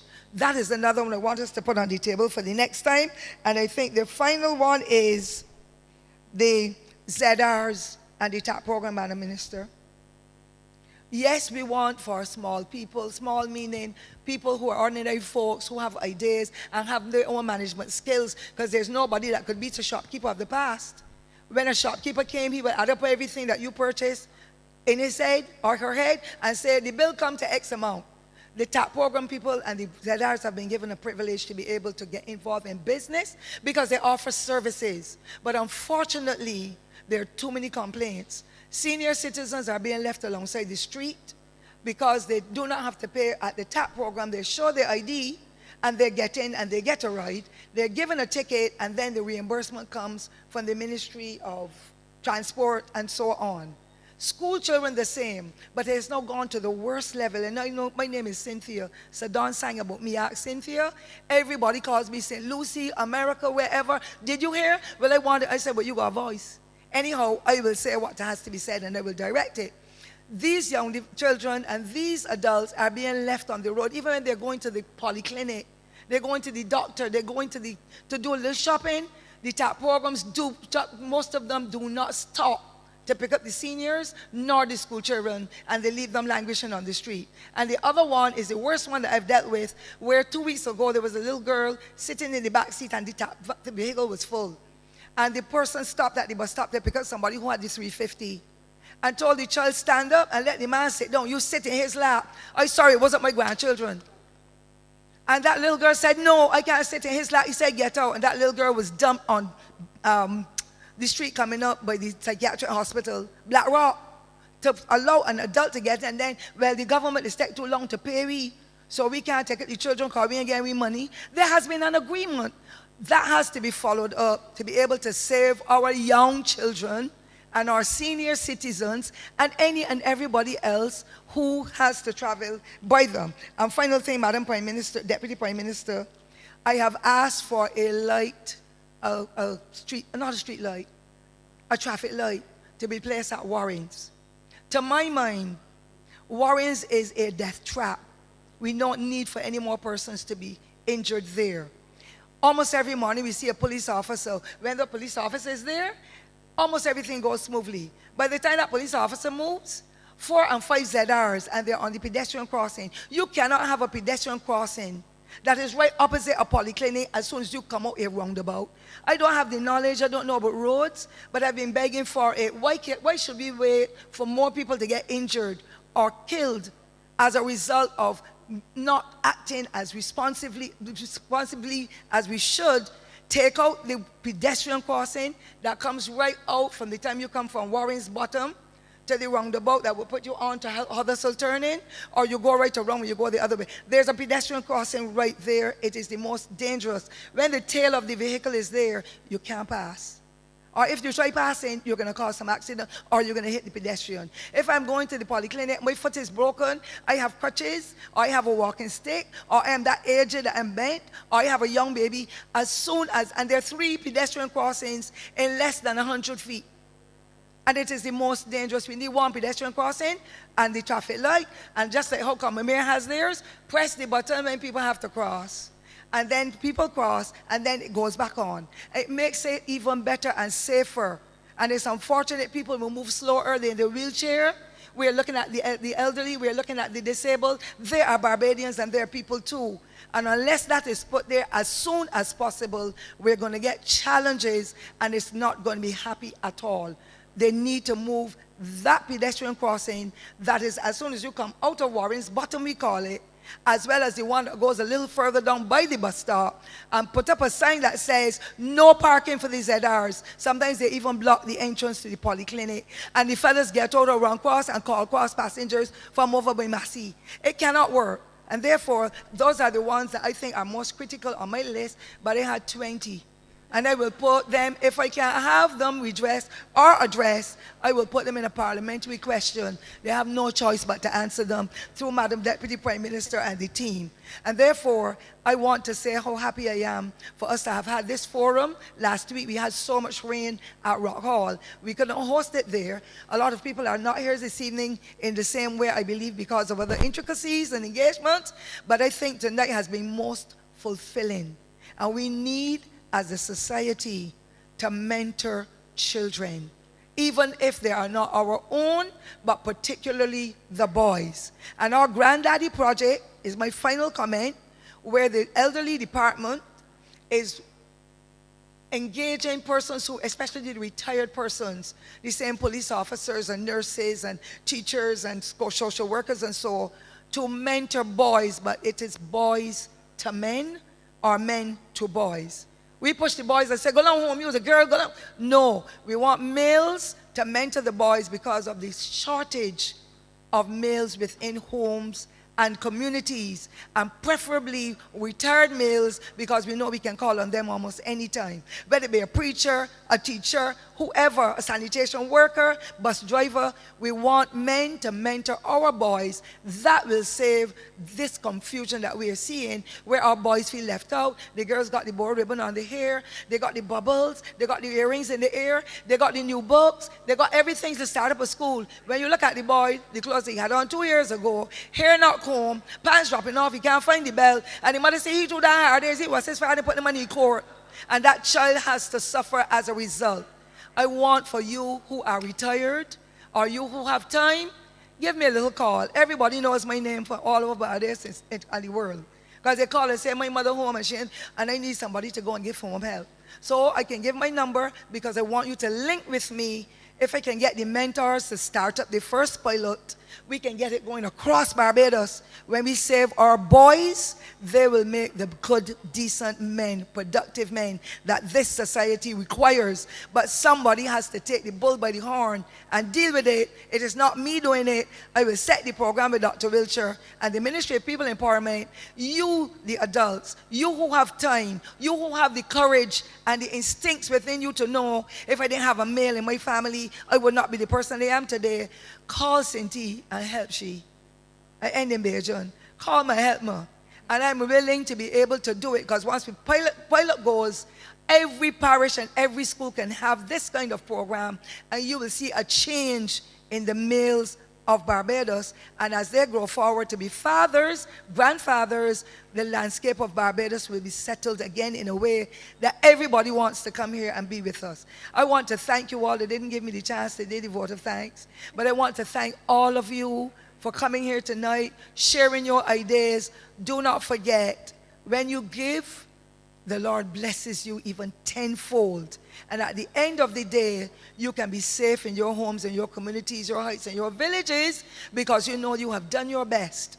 And when you've done your best and given back to society, angels can't do more. So I want to thank you sincerely for all you've done, and I look forward to the calls. They're calling me from the States to tell me that the mother home by herself and she get robbed. They can call me from the States so they get the number, but just have it too. So just say who it is. I can't answer the phone all the time, but I will WhatsApp in the evening when I get in or whatever to be able to hear. And I have a long list waiting for those who will volunteer. Voluntary service is extremely important. Thank you, ladies and gentlemen. I appreciate everything. God bless you. Do go home safely. I think we need an ideas forum just for Cynthia Ford. But that is the reason why the people of St. Thomas have had the confidence in her over all of these years, and certainly why we certainly in our party also has the confidence in her, because she continues to speak from the heart of St. Thomas. And Cynthia, I just want to thank you for the summary of the points that you just made, because I think one of the most important things that stood out for me is the call to people to mentor. Of everything you said, that stands out, because I think sometimes we are quick to complain, we are quick to say all the things that are going wrong in our society and our communities, but very often we don't step up to the plate and be counted when it matters the most. And especially with what would have happened recently, I think that Bajans really need to do more than complain. I think you need to stand up and be counted. Particularly, as she said, the men in our society need to be leading the charge, because there are things that men will be able to tell our boys and interact with them that we as females, with all of the good intentions, we will not be able to do. And I think that the call really has to be for the strong men, the men who are doing well in our society from across all of the communities, to stand up and be counted, because Barbados needs you. Now, the young man, I think it was the one who spoke about Elevate Barbados, Shane? Shane, it was? Yes.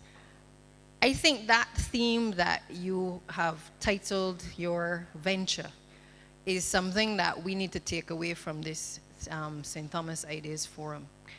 In everything that I heard this evening, it was about elevating Barbados. And you gave some very good ideas, a lot of them obviously revolving around a scientific approach, which is not uncommon, and I think Bajans need to understand this, and Chad, you will become aware of it very shortly. When we come to do the scholarship winners, we find that there are several Barbadians who excel in the area of the sciences. There are persons who are thinking about finding solutions for problems. And in many cases, that is what we need to encourage. But we don't just need them to get the scholarships and go overseas. We need to be able to find a way to capture that creativity, that knowledge base here in Barbados.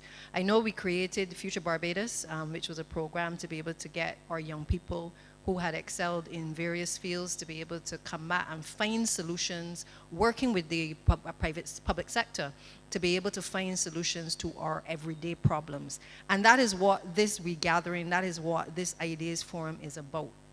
Being able to not only allow you to come and talk and tell us about the ideas that you have, but you would be surprised that from many of the things that you actually impart in this forum, and whether the ones in St. Lucie, St. Peter, I can tell you that many of us take away from what you say some of the ideas to be able to implement it within our various ministries. Now, everything comes with a cost, and I think we have to be practical as well. So there are some ideas that we're not going to be able to run with right away, but the ones that we can, definitely, I think that already we've shown that we've put things like the Gullies project and certainly clearing the bridges and doing those types of things in motion.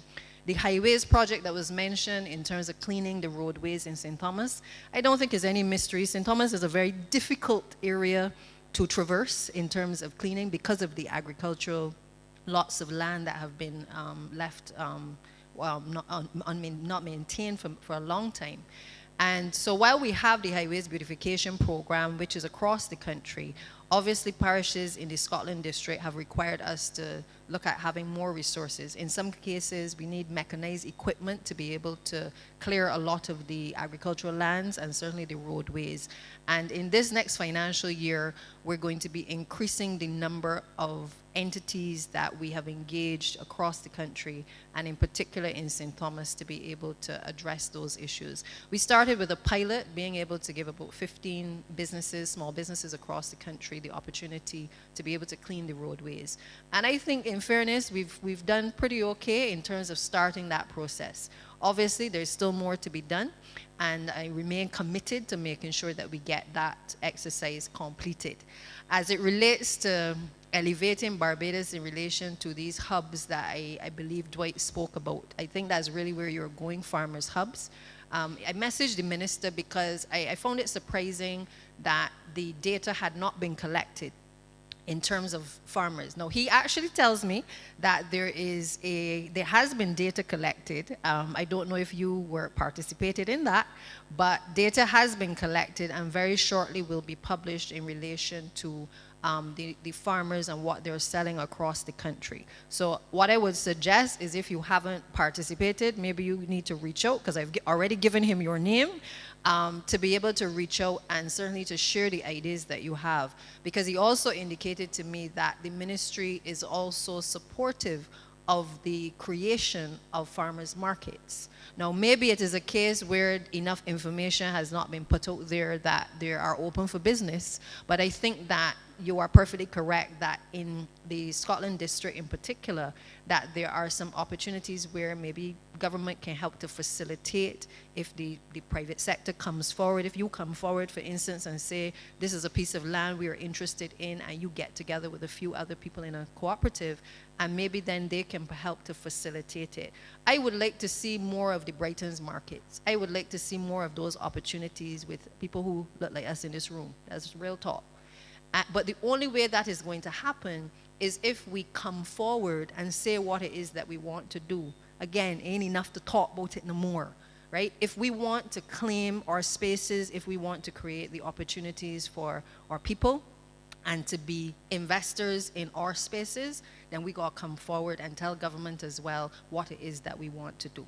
Okay, so I think the door is open, and it is there for you to push. So I would suggest bright and early tomorrow morning you start to make some calls so that you can certainly be at the forefront of being able to lead perhaps the hubs in this part of the country as well. I think, Gregory, I agree with you on the legislation. Maybe we have to take a look at the legislation as it relates to the gullies. But I do feel that the bigger issue is how do we treat to our attractions, because tourism is what drives this economy, but we need to look at our product. We really need to look at the product and reevaluate what exists. I ran a rum shop for many years. I've been saying for many years that rum shops, for instance, are a tourist attraction. I will maintain that to the day I die. I drink some good rum too. Don't drink it no more, but I have drunk some rum. But I do feel that we miss the boat sometimes in that a lot of the ideas that are shared here are things, as I said before, that are indigenous. There are things that we sometimes take for granted. And I think we need more people at the grassroots level to come forward with a lot of these ideas. I see a lot of things going on in St. Thomas too with the off-roading and things like that, where again, it sets Barbados apart from a lot of the other tourism destinations. Those are the things that are going to be unique. Those are the ideas that we want coming forward. And sometimes government is often a bit slow to follow. So I feel like sometimes the public has to lead the charge and then bring government to the table and say, listen, this is what we want to do. So Terrell, you need to pull together the people and you need to speak to your MP and let us get an engagement where we can have a conversation about the potential opportunities within the parish of St. Thomas to be able to create better attractions in this space. I want to thank you, the moderators, because again, I think you guys are doing an excellent job. It's good to see young men at the charge, not this young man, because he's not so young anymore. But it's good to see you guys both leading the charge in terms of taking over this forum. It has really transitioned in terms of being what I consider a complaints forum to really giving, and don't get me wrong, complaints were good, because complaints got a lot of things done in the parish of St. Thomas as well. So tonight I'm happy not to hear complaints about roads and certainly about the buses and the transportation system in the way that we would have had last year and the previous years. But it means that as a government as well, we've been listening. And we may not be able to get everything done all at the same time with the demands that the public has for us across all 30 constituencies. But I can assure you that all of us remain collectively committed to being able to tick off the boxes as we go through. Cynthia Ford, the buses are coming. The 30 buses that we have purchased will be here. I'm told they're to arrive the 8th of April. We have to get the charging stations put in place once they come in. But I know that Sturgis and all of the other locations in this particular parish have been calling out for us to be able to get some easements. I see you from St. Andrew, obviously raising the call for buses. But we have also committed this afternoon in Parliament as well for an additional 30 buses to be purchased. Some of the monies will go off for the deposit, and then monies have been committed for us to buy an additional 30. Again, cries have not gone unheard by this administration in being able to deliver. Can we deal with the PSV sector better? Yes, we can. But I want to make it clear that we are being asked to reverse a behavior, a bad behavior that has permeated this society for decades. And just like if you have a child that you have not been disciplining, you are likely to find that child getting him or herself in trouble. The PSV sector at times is no different. It is going to require us sitting with people, going through training, making sure that we understand some of the issues that they are having, making sure we've done a lot better in terms of the payments of late to make sure that they have been paid. But what we will not condone is persons putting off old people off of vehicles. We will not condone persons putting off school children off of vehicles. And I want to make it clear to all of you that we have said repeatedly, if there are concerns, if there are reports of these things, you need to let us know through the Transport Authority. The only way that we can investigate it is if we are given the information. My colleague minister earlier said people are using the cell phones for all kinds of nefarious activities, but not the things that really matter. So I too want to appeal to you. Now, that's not the only way that we will deal with offenders, but it does help us, whether it's littering, whether it is other offenses, to be able to call out people and to be able to investigate the matters. Where it leads is a matter of how we investigate. But at least if we know the concerns, we can actually do a better job of being able to address these issues. So fret not, we've already had a number of them trained up. Despite all of the protests, many of them have actually come on board, and the stakeholders are working with us to be able to wrestle the PSV sector to the ground.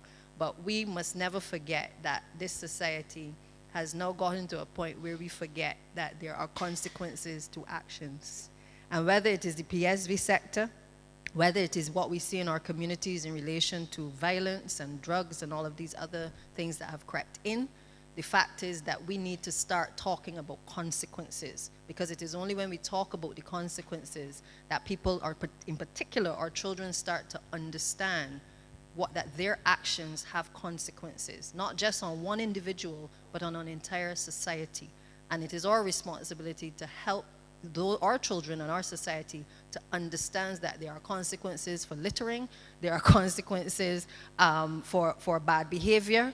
If we don't speak to these things, the society will not change. So again, I want to thank you, Roy, Tahir, Alex, for leading the forum tonight. As you know, Prime Minister is off island, as usual, doing the business of the people. And we have been able to, again, have the conclusion of another successful Ideas Forum for St. Thomas. We are on to St. Joseph next month. And I believe we start officially, y'all had your hand over, but we start officially with a church service at St. Anne's Church, I believe the AG told me, on Sunday of this week coming. So I look forward to all of you there, and certainly to another Ideas Forum in the month of April. Thank you.